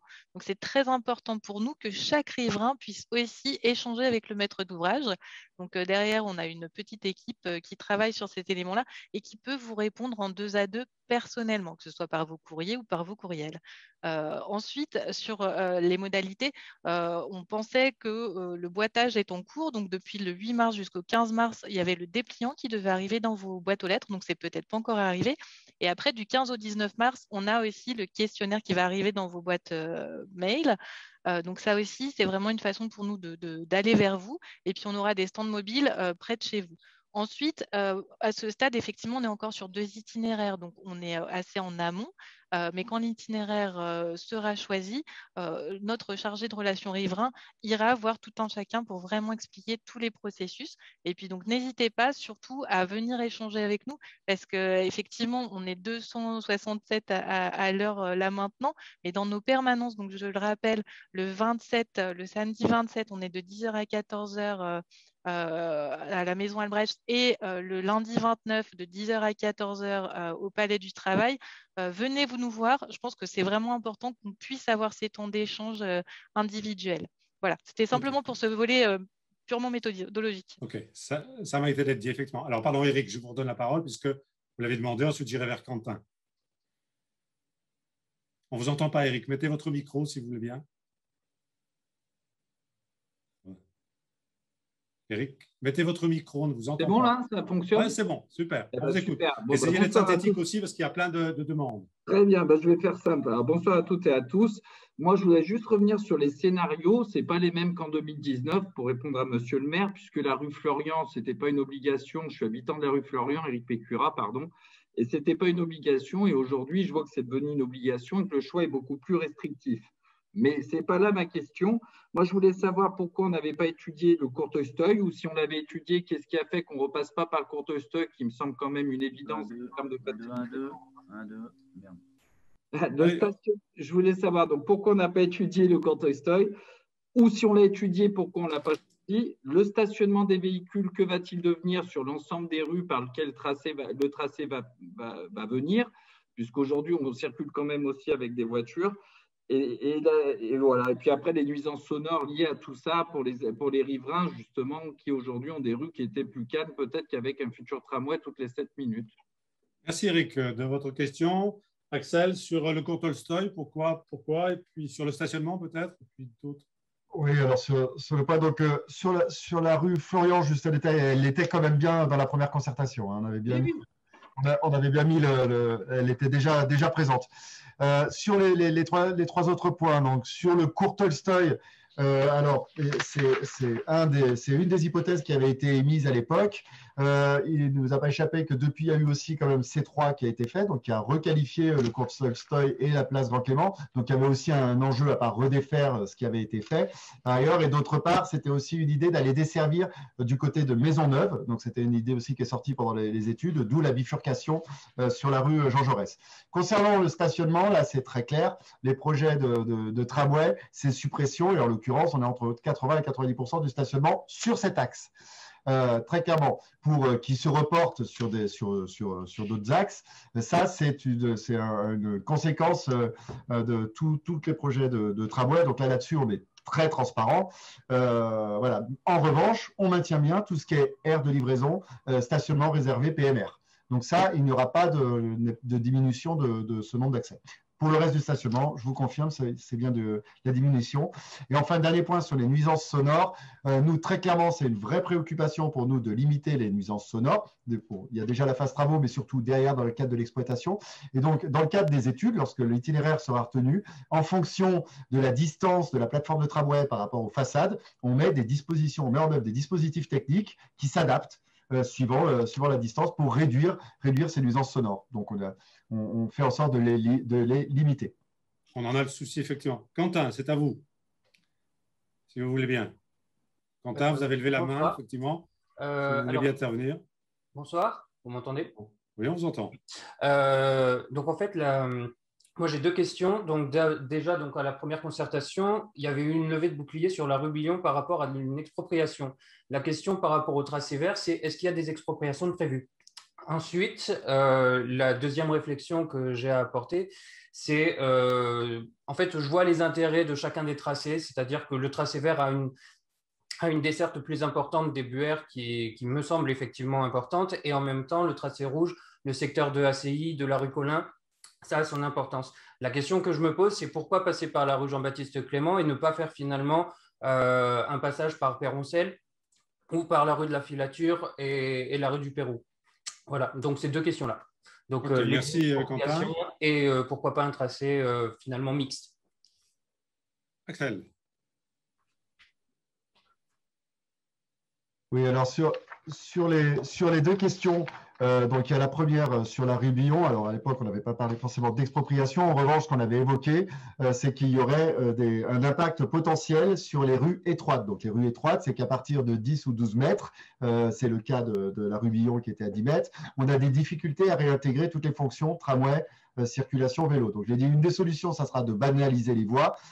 Nous allons, dans le cadre des études, lorsque l'itinéraire sera retenu, on va travailler pour limiter au maximum l'impact sur le foncier. Il y aura quelques zones, notamment peut-être au droit des stations, où on sera obligé d'empiéter de 1 ou 2 mètres sur certaines zones. Donc là, il y aura des discussions sur les éventuelles parcelles concernées. Néanmoins, elles ne sont pas connues aujourd'hui. Et encore une fois, ça donnera d'abord lieu à un travail d'optimisation pour essayer de limiter ces impacts-là. En revanche, encore une fois, on ne peut pas cacher que sur certains secteurs étroits, il y aura un impact. Sur le deuxième sujet, le passage par Péroncelle, donc je vois à peu près, donc je le redis, il y a quand même des études de faisabilité depuis 2015, donc avec quand même une multitude de variantes qui ont été étudiées. Donc ça a été une des possibilités. Alors je n'ai pas en tête, je suis franc avec vous, je n'ai pas en tête exactement à l'époque ce qui avait fait que ça n'avait pas été retenu. Comme ça, directement, je dirais qu'il y a quand même des problèmes de giration et d'insertion, mais donc ça n'a effectivement pas été retenu. Voilà, aujourd'hui, on est sur les itinéraires qui, au regard des besoins en desserte et des contraintes techniques, ce sont les deux itinéraires qui paraissent les plus pertinents. Voilà, on passe. Merci Axel. La parole à Carole Bernard. Vous avez demandé, madame, la parole. Oui, bonjour. Merci de me donner la parole et merci pour cette concertation Zoom. Ça permet d'avoir beaucoup de monde. C'est très bien, moi, je trouve. J'aurais deux questions plutôt techniques. La première, quel que soit le tracé, hein, parce que je ne veux pas créer de pour, contre, le vert ou le rouge. Comment se passera l'accès pour les riverains au parking? Enfin, j'ai un parking souterrain, donc une entrée. Et pendant les travaux, vu que ma rue est concernée et impactée et étroite, je ne vois pas comment je pourrais accéder à mon parking pendant les travaux. Et après même. Mais deuxième question aussi, je crois que les trams nécessitent la création de câbles que l'on insère sur les façades. Donc, quid des dégradations des façades, de l'entretien de ces câbles, des vibrations qui seront forcément engendrées déjà par le passage du tram, mais aussi par la mise en place de ces câbles et du bruit. Merci madame pour vos deux questions. On vous répond. Alors, sur la question des accès riverains, à terme, bien évidemment, quand le tramway est mis en œuvre, on restitue tous les accès riverains. Il y a effectivement la phase travaux. Je l'ai dit, pendant la phase travaux, un des principes, et c'est ce qui fait que parfois les travaux durent un peu plus, on fait en sorte de maintenir l'ensemble des accès riverains ou commerces pour que la vie économique et résidentielle puisse continuer. Alors après, peut-être que pendant 2 ou 3 jours, quand on sera juste au droit de votre accès souterrain, peut-être que là, on vous proposera une solution de rechange qui durera au maximum 1 semaine. Mais voilà, sinon, le reste du temps, on fait en sorte de prendre toutes les dispositions techniques pour vous permettre de rentrer chez vous. Sur le deuxième point, les câbles en façade, donc les lignes aériennes de contact. Effectivement, notamment quand on a des façades proches, on privilégie plutôt que de mettre des poteaux qui viennent encombrer l'espace urbain, on préfère s'ancrer en façade.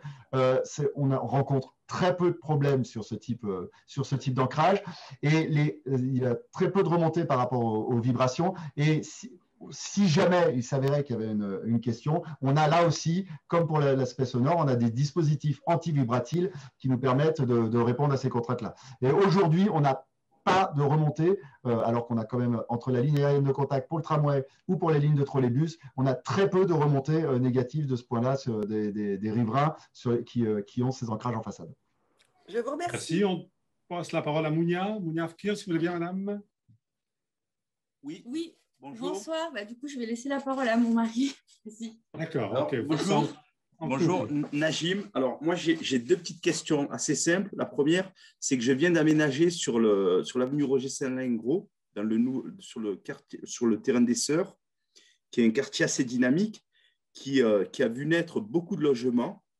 Et je m'aperçois finalement, pour aller travailler, et pas que moi, l'ensemble des habitants du quartier, on s'aperçoit que c'est très peu desservi. Alors, pourquoi, mais là je parle au nom pour ma part en tout cas, pourquoi ne pas choisir le tracé vert plutôt que le tracé rouge qui dessert déjà pas mal le côté rouge est déjà bien servi en termes de transport.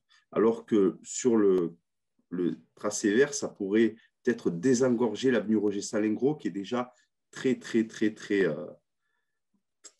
emprunté et très embouteillé, voire même des fois sur le tronçon avenue Roger Saint-Lingro, terrain des Sœurs, très dangereux. Voilà. Voilà, pour le coup, monsieur, on vous invite à participer aux étapes suivantes. Cette chose, enfin, je ne sais pas si Axel veut répondre quelque chose, mais c'est l'archétype du thème qui pourra être discuté, peser le pour et le contre lors de la suite de la concertation, j'imagine, Axel. Je sais pas. Madame Vessillier, vous vouliez répondre peut-être? Madame Vessillier, oui. Oui, effectivement, je crois que Monsieur Afkir, vous avez raison de pointer l'intérêt de ce tracé vert qui a été déjà relevé par plusieurs personnes. Son implantation plus à l'est qui permet effectivement d'aller desservir des quartiers qui aujourd'hui ne le sont pas. Donc, c'est bien l'intérêt de ce quartier. Et puisque j'ai la parole, je réponds aussi sur les expropriations, le nombre d'expropriations. Alors, rapidement, hein, on n'en est pas encore. D'abord, les acquisitions qui seront nécessaires, elles seront les plus limitées possibles, que ce soit dans l'un ou l'autre tracé, et notamment dans le tracé vert. Ce qu'on s'est dit jusqu'à présent, c'est qu'on les limiterait au strict nécessaire pour faire passer le tramway, mais sans aller jusqu'à créer une voirie très large pour justement limiter les acquisitions. Et les acquisitions, elles se feront autant que possible à l'amiable. Hein. L'expropriation, on n'y a recours que si vraiment il y a des personnes qui ne souhaitent pas vendre et pourtant pour lesquelles on a besoin de leur parcelle, mais évidemment, elles seront limitées au strict nécessaire dans une emprise de la rue des Bienvenus avec une largeur qui aura juste ce qu'il faut pour faire passer le tramway. Voilà. Et la circulation riverain aussi, évidemment, on maintient dans tous les cas l'accès des riverains à leur jardin, à leur garage, à leur immeuble. Merci, Madame Vessillier. Alors, là, j'ai 2 Denis, mais c'est le Denis tout simple, parce que j'ai Denis Cordon. C'est Denis qui attendait, qui patientait. Je vous passe la parole. Oui, bonjour à tous. C'est très simple. Est-ce qu'on peut revenir sur le sujet de la route de Genasse? Si oui, je voudrais savoir pourquoi il emprunte ce parcours-là, cette route-là. Moi, je n'ai pas vu de concertation concernant ça. Peut-être que je me trompe. Il y avait 3 projets. Bon, la rue Paul Grugère, elle a été annulée tout de suite, ça j'ai compris, mais pourquoi on a annulé l'autre, puisque a priori, il n'y a pas d'arrêt route de Genasse, et donc il y aurait eu beaucoup moins d'impact pour les travaux, les nuisances, le sonore, la vitesse, ça ne changeait pas grand-chose, et vous remontiez, traversiez Place Cumerling pour arriver au Studio 24, et vous remontiez en parallèle. Donc voilà ma question. Alors s'il y a un arrêt route de Genasse, ma question a moins d'intérêt, je le reconnais. Mais autrement, j'ai pas de concertation. On va vous répondre, Denis. Merci pour votre question. Axel? Donc, sur la route de Genasse, donc, excusez-moi, je n'ai pas entendu l'itinéraire que vous vouliez qu'on emprunte. En revanche, sur l'aspect, nous, sur cette zone-là, donc c'est quand même assez contraint. Donc, il y a le chemin du Vinatier qui est un petit peu complexe, mais on sait faire, qui vient desservir justement la zone de Kimmerling. Et après, par contre, sur la route de Genasse, il y a une insertion qui nous semblait intéressante, qui plus est, qui va être mutualisée avec la future ligne centre-est, qui devrait passer aussi sur ce tronçon-là. Donc là, on aura un site propre commun T6 ligne centre-est qui permettra donc de mutualiser et d'optimiser cette zone-là. Après, il y a la question de la station. Aujourd'hui, elle n'est pas arrêtée. Il y a une plantation de principe effectivement sur la route de Genasse. Il faudra voir si elle est maintenue ou si elle est mutualisée avec une station plus proche, par exemple, de la gare de Villeurbanne. Voilà, donc il n'y a pas arrêté. En revanche, la partie sur la route de Genasse, oui, je vous conteste, je vous l'accorde, elle est actée. En même temps, Denis nous disait que si effectivement il y a une station pas très loin, le problème semble résolu. Allez, on se tourne vers, où est-elle? Je l'ai perdu, Christelle Belvisi, si vous voulez bien, madame, intervenir. Est-ce que vous êtes avec nous? Voilà. Ah, oui, bonsoir. Christelle, où êtes-vous? Voilà, bonsoir. Bonjour. Bonsoir. Alors, moi, j'avais une question qui était plutôt d'ordre technique en ce qui concerne la rue Billon, donc qui est, si j'ai bien compris, la plus étroite des deux tracés. Pourquoi et qu'est-ce qui empêcherait en fait le passage à une seule voie du tram sur ces 200 mètres? Et je précise que l'on est habitant, enfin futur habitant de la rue Billon. Merci. Et favorable au projet sur une seule voie. Oui. Et favorable au projet, j'entends, sur une sur une seule voie pour effectivement limiter l'impact à la fois sur l'espace et puis sur les nuisances qui pourraient être générées. Alors, est-ce que c'est un sujet, Axel, qui va être porté à la concertation ou est-ce que ça, c'est tranché, par exemple? C'est intéressant, la question de Christelle. Ça c'est un sujet, donc il y a un petit chapitre là-dessus de concertation et qui explique notamment que le principe donc, de ce que vous appelez la voie unique, c'est-à-dire pour que tout le monde comprenne bien, ça veut dire que les tramways attendent en station que le tramway d'en face passe.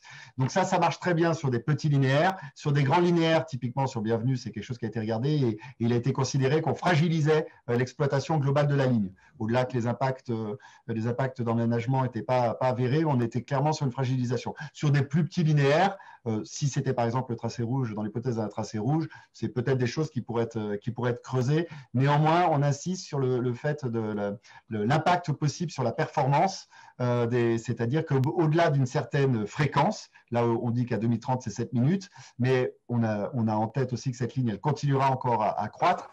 Que du coup, il ne faudrait pas qu'on se retrouve beaucoup à certaines fréquences. Donc, c'est toute une analyse avec ces sujets-là, sur l'ensemble de ces critères-là. Mais néanmoins, sur des petits linéaires, ça pourrait être encore regardé. Mais sur des grands linéaires, on va considérer. OK, merci Axel. Je passe la parole à Christian et Marine. Je ne sais pas, Marie, 3 points de suspension. Jo. Et Marie-Jo. Et Marie-Jo, très bien, merci de compléter. Moi, je suis dans un décor arboré et justement, ma question tient à l'aménagement au niveau du centre hospitalier Est. Lors de la première phase de travaux, il avait été reporté en disant, bon, ben, ça ne correspond pas tout à fait, la ligne s'arrête avant. Et là, il y a 2 parkings qui sont actuellement beaucoup occupés et de manière anarchique et aussi beaucoup salis, je dirais, par des usagers de l'hôpital qui ne veulent pas payer le parking de l'hôpital. Donc, je me demandais, parce que j'ai eu un petit peu peur tout à l'heure, sur votre tracé, il y avait simplement un petit arbre et on disait, voilà, on va préserver des arbres remarquables, mais est-ce que vous voulez nous aménager quelque chose ou pas? Voilà, c'est la question. Allez, on rassure Christian et Marie-Jo. Axel. Oui, alors sur ce point-là, donc c'est effectivement une interface. Je crois que il y a eu déjà un traitement qui a été fait dans le cadre. Alors moi, j'ai pas tout l'historique puisque je n'étais pas sur T6 Sud, mais je crois par contre qu'il y a déjà des aménagements qui ont été faits à ce titre-là.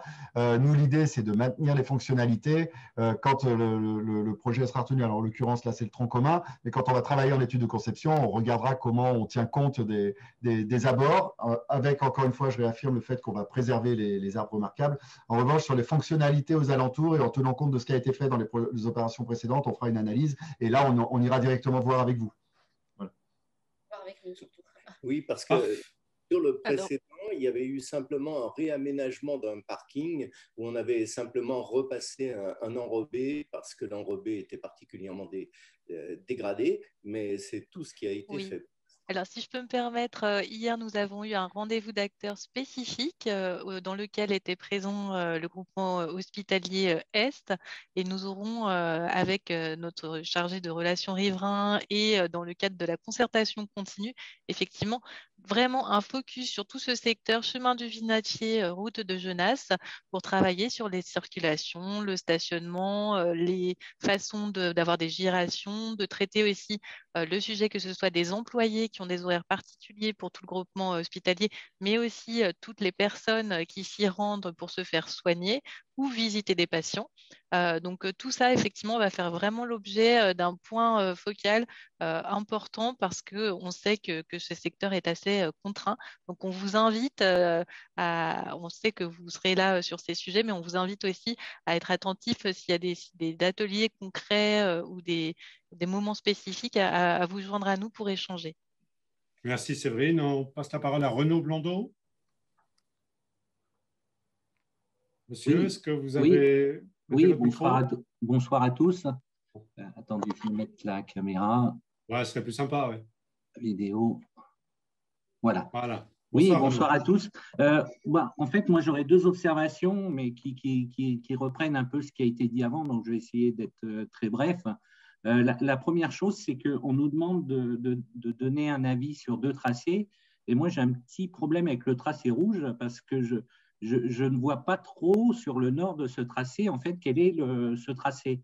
Parce que vous dites, voilà, ça dépend de projets à l'étude sur le terrain ACI et sur le terrain, comment ça s'appelle, Spréafico.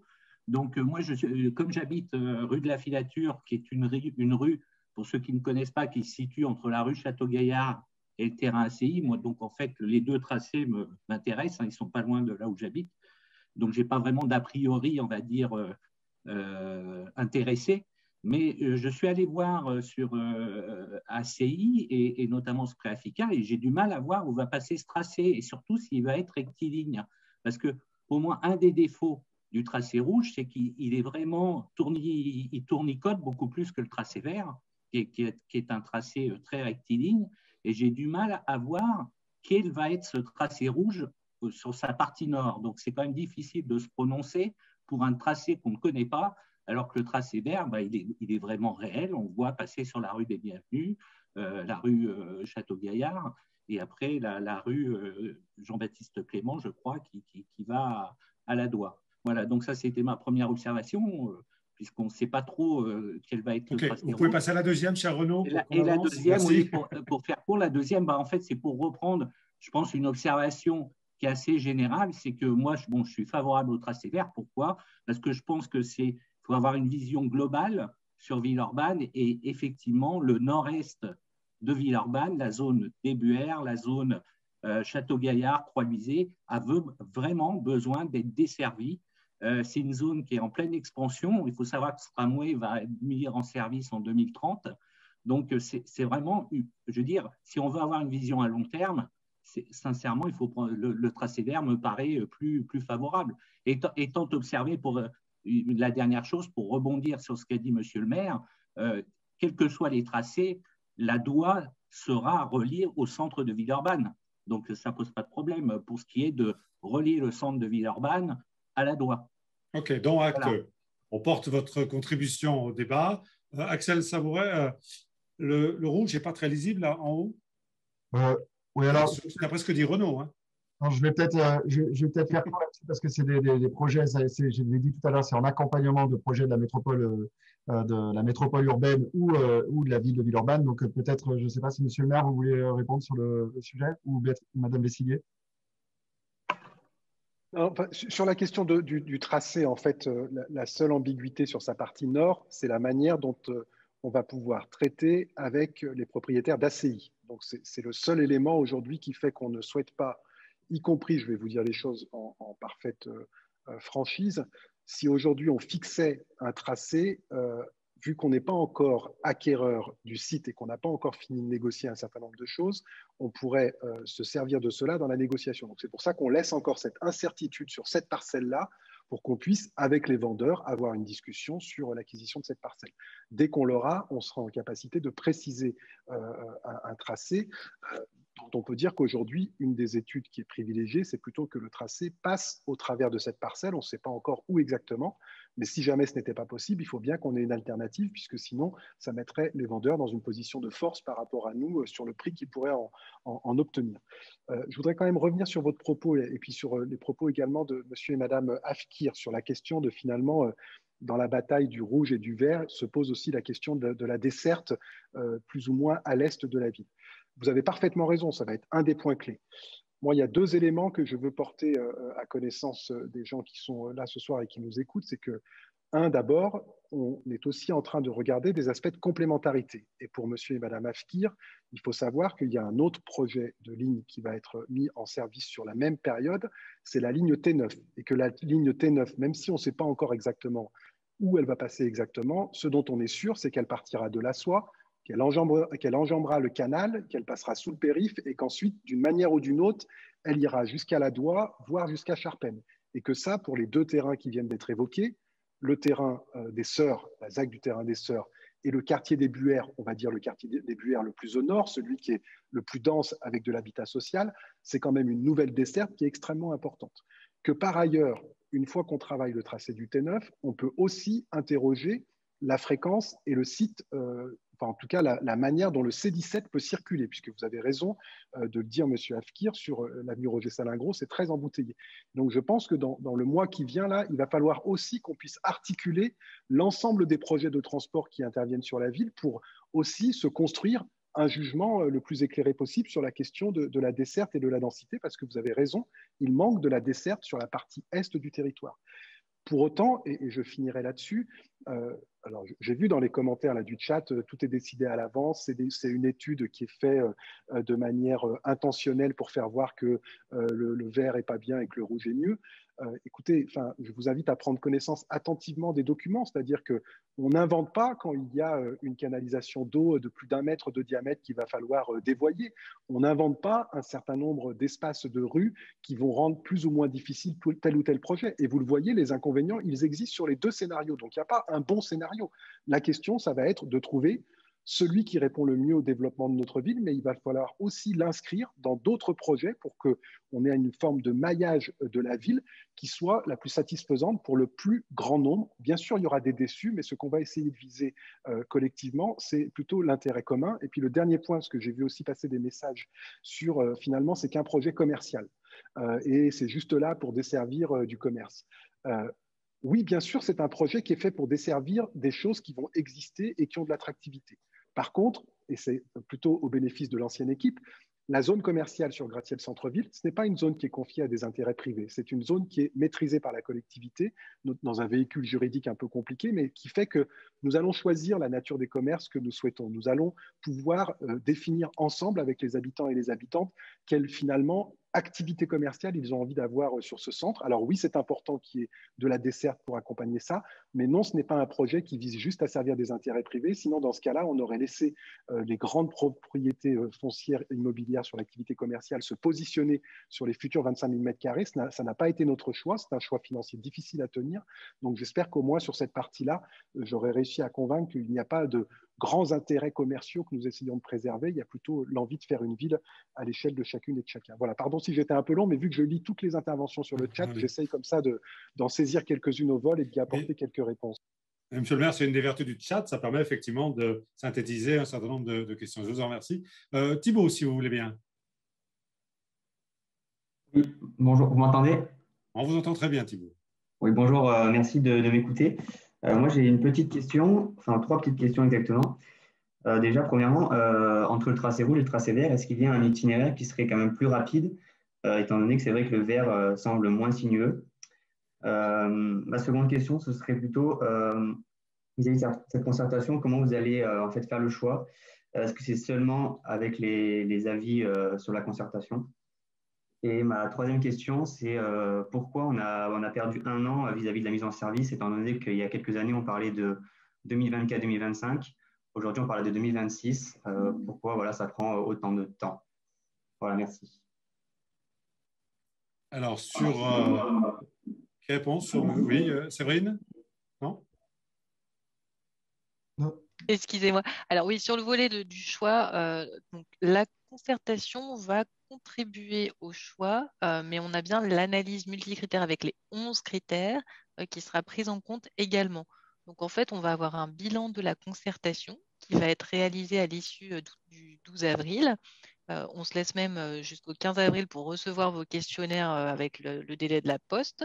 À partir de là, on va traiter ce bilan, en dégager des thématiques, soit pour compléter des études techniques, soit pour prendre la mesure de modalités de concertation à mettre en œuvre. Et ensuite, ce sera bien au comité syndical du Citral de choisir l'itinéraire sur la base de ces 2 éléments en mai. Et ensuite, on viendra vers vous pour vous expliquer via une délibération quel est le tracé choisi. Et puis après, on travaillera plus finement sur comment insérer ce tracé dans votre quotidien. J'ai répondu à la question concertation. Oui, il y a un autre aspect de la question de Thibaut, c'était pourquoi on a perdu 1 an, on va décaler 2025, Axel, à 2026?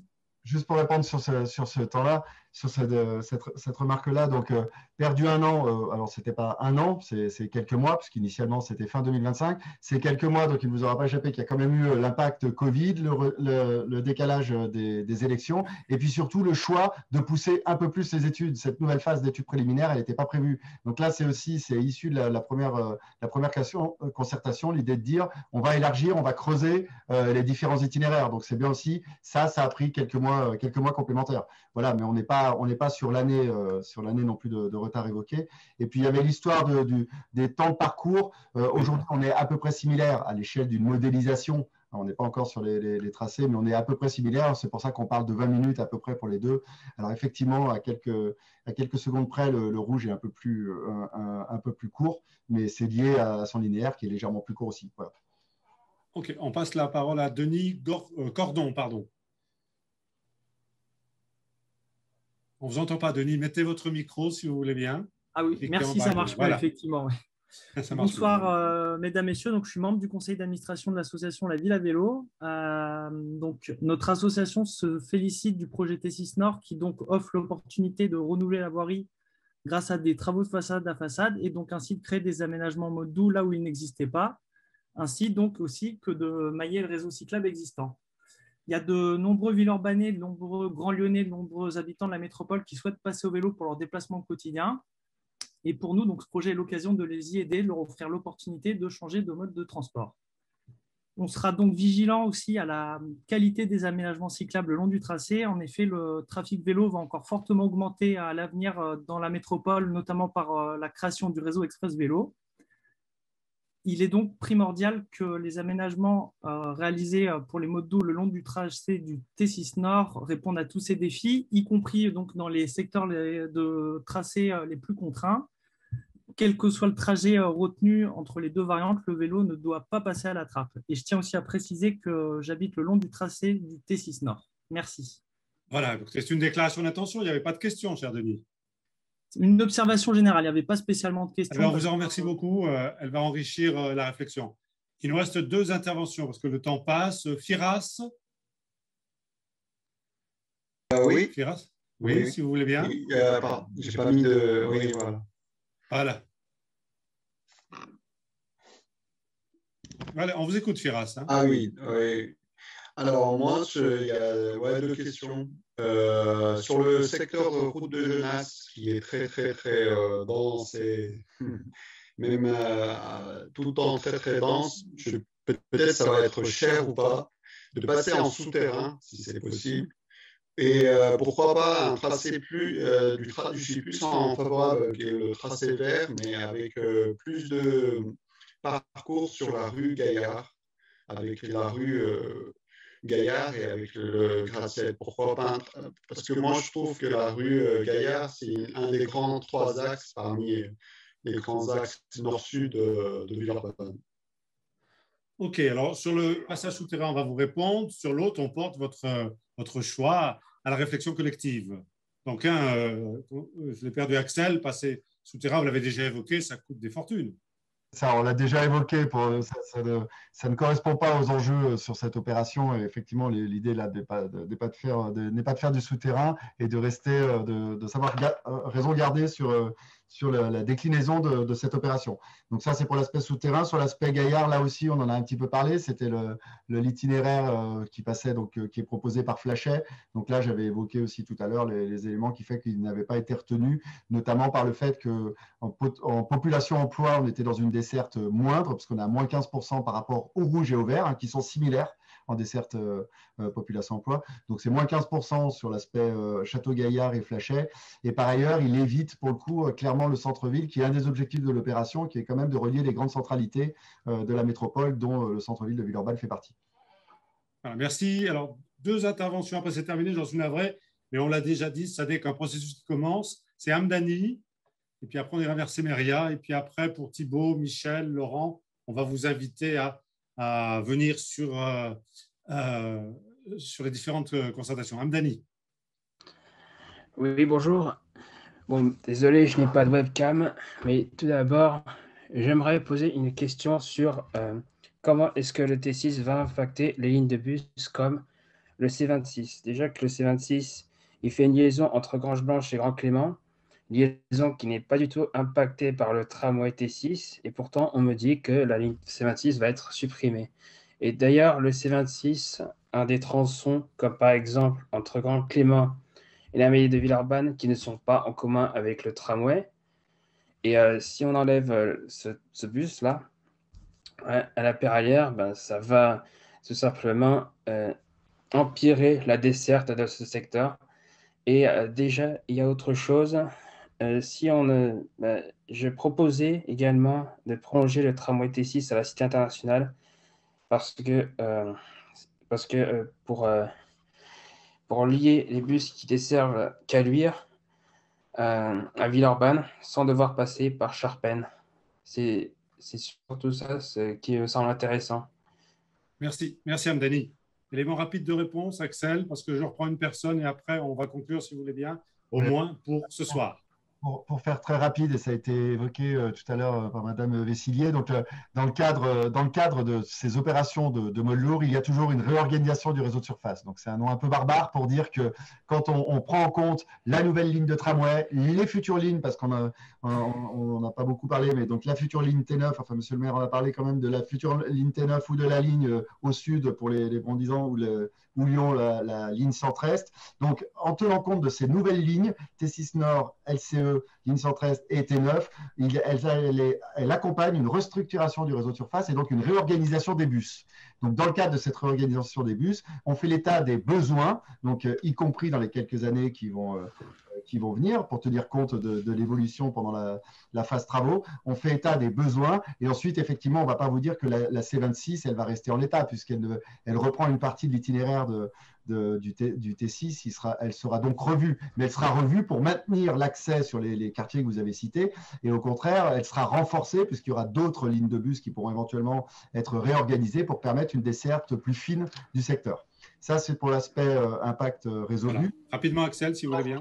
International, dire qu'aujourd'hui, les études de prospective montrent qu'il n'y a pas forcément une demande forte de ces destinations-là, enfin sur l'itinéraire issu de T6 Nord. En revanche, rien n'empêche par rapport aux prédispositions techniques, rien n'empêche aujourd'hui de le faire dans des phases ultérieures, mais pas dans ce mandat-là. Okay. On prend un dernier que je viens de... Semeria, pardon, vous êtes là, toujours avec nous?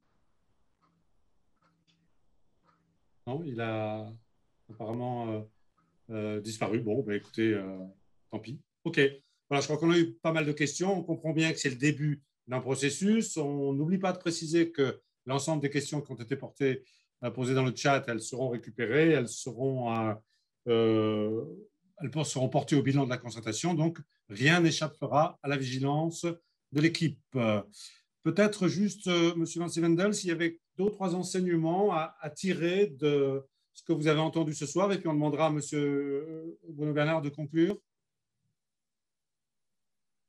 Vous avez appris des choses? J'ai appris des choses. J'ai appris qu'on avait bien fait de réouvrir ce moment de débat parce que d'abord, je crois qu'il était indispensable et que personne n'aurait compris que nous allions immédiatement vers un choix, même si j'ai dit quel était aujourd'hui le scénario, moi, qui pour l'instant était celui que je préférais, mais je crois aussi que s'engager dans ce débat, c'est aussi bouger. Et je vois bien que notamment, une des principales questions qui nous est posée, c'est finalement l'égalité de traitement sur la desserte du territoire et comment est-ce que dans l'ensemble de nos projets, on va essayer de répondre au maximum de personnes. Je crois que c'est ça surtout ce qui a été dit ce soir, et notamment autour de l'arbitrage entre le rouge et le vert, se pose la question de quels sont les territoires qui vont être les mieux desservis, les mieux servis en matière de desserte et de transport, et je crois que c'est à ça qu'il faut qu'on s'attelle dans les mois qui viennent, mais même un peu plus que ça, parce que quand on refera également les discussions sur le T9, il y aura certainement plein d'autres scénarios. Sur la ligne centre-est, Axel Savoret l'a dit également, ça va être important. Donc voilà, ce que je retiens, c'est qu'on le voit, ce n'est pas facile de faire le bon choix en matière de transport en commun parce que chacune et chacun, on le juge de là où on est, au moment où on est, et il faut qu'on arrive à faire en sorte que ces choix soient le plus positifs pour la ville au long terme. Ça a été très souvent repris dans le chat, cette question de finalement pour quel moment on prend une bonne décision. C'est à ça qu'on doit s'atteler dans les semaines qui viennent, et en tout cas, moi, j'ai pris beaucoup de plaisir. Alors, je ne dis pas que c'est mieux en visio ou pas en visio, mais pour avoir fait beaucoup de réunions de concertation, il me semble que via ces outils-là, on a quand même des gens qu'on ne voit pas forcément tout le temps dans les réunions de concertation ou qui parfois n'osent pas prendre la parole. Et je ne dis pas que c'est comme ça qu'il faut faire à l'avenir, mais je trouve que ce mix-là me semble extrêmement intéressant pour aller à la rencontre d'un maximum d'habitantes et d'habitants et qu'on ne soit pas toujours dans des réunions où on voit toujours les mêmes. Ça, j'ai trouvé que c'était aussi très intéressant dans la méthode, et je remercie les équipes du Citral et puis vous-même de vous être prêtés à l'exercice, puis surtout les 300 personnes là qui ont été connectées, d'avoir accepté de se plier à ce jeu également de questions-réponses, d'avoir été plutôt cordial sur le chat, même si parfois on sentait un peu de tension. Je pense qu'on a hâte de se revoir pour se parler, pour se dire des choses, même quand on n'est pas d'accord. Je le prends comme ça, en tout cas, pour les quelques interpellations qui me concernaient. Voilà pour ce que j'avais envie de partager avec vous ce soir, à la fin de cette soirée, en vous remerciant de votre participation. Merci, Monsieur le maire. Je vais laisser la parole à au président du Citral pour conclure. Oui, vous avez entendu, Monsieur le Président. Merci à toutes et tous pour l'échange. C'est toujours très intéressant d'écouter directement les habitants sur leur avis. C'est la 2e concertation sur ce projet. On voit malgré tout que tout le monde ne connaît pas le projet, on peut le comprendre, et qu'il y a encore beaucoup d'inquiétudes, d'avis. Et c'est tout l'objet de la concertation. C'est quand même un projet, je le rappelle, qui devrait avoir 55 000 voyageurs par jour sur ce tram, ce qui est important pour l'agglomération, pour Villeurbanne, mais aussi pour Bron, pour Lyon, et pour d'autres qui l'utiliseront pour aller à la Doua, pour desservir des zones diverses et variées. Donc, c'est un projet important. Et j'entends les inquiétudes des riverains sur les travaux, qui sont toujours un moment de gêne, et après sur l'exploitation, sur éventuellement des nuisances de bruit ou de stationnement, qui fait partie naturellement des débats, mais on a aussi, nous au Citral, et en tant qu'élus, avoir une vision collective de l'intérêt collectif, mais en écoutant bien naturellement tous les intérêts particuliers qui sont également intéressants et importants à comprendre et à en prendre en compte. Donc je vous invite à participer à cette concertation. Le Citral décidera du tracé au mois de mai, après cette concertation, et aujourd'hui, il n'y a aucun choix de fait. Et une fois que nous aurons décidé du tracé rouge ou vert, nous continuerons à concerter, notamment pour fixer les arrêts, puisque j'ai vu dans le chat qu'on disait que les arrêts étaient fixés. Ben non, les stations ne sont pas fixées, et il y a énormément de choses au débat. Et puis, il y a beaucoup de questions sur pourquoi on n'est pas passé là ou autre, ou tout n'a pas pu être répondu. Il y a quand même beaucoup de questions dans le chat, donc je suppose qu'on pourra le faire par d'autres moyens. Mais moi, je peux vous dire qu'il y a eu énormément d'études qu'on a rajoutées depuis le mois de juillet. On a fait des études complémentaires, on a enlevé des solutions parce qu'elles ne marchaient pas. Et ce qu'on vous présente aujourd'hui, c'est les 2 vrais choix que nous pouvons faire. Et encore merci pour tous les échanges.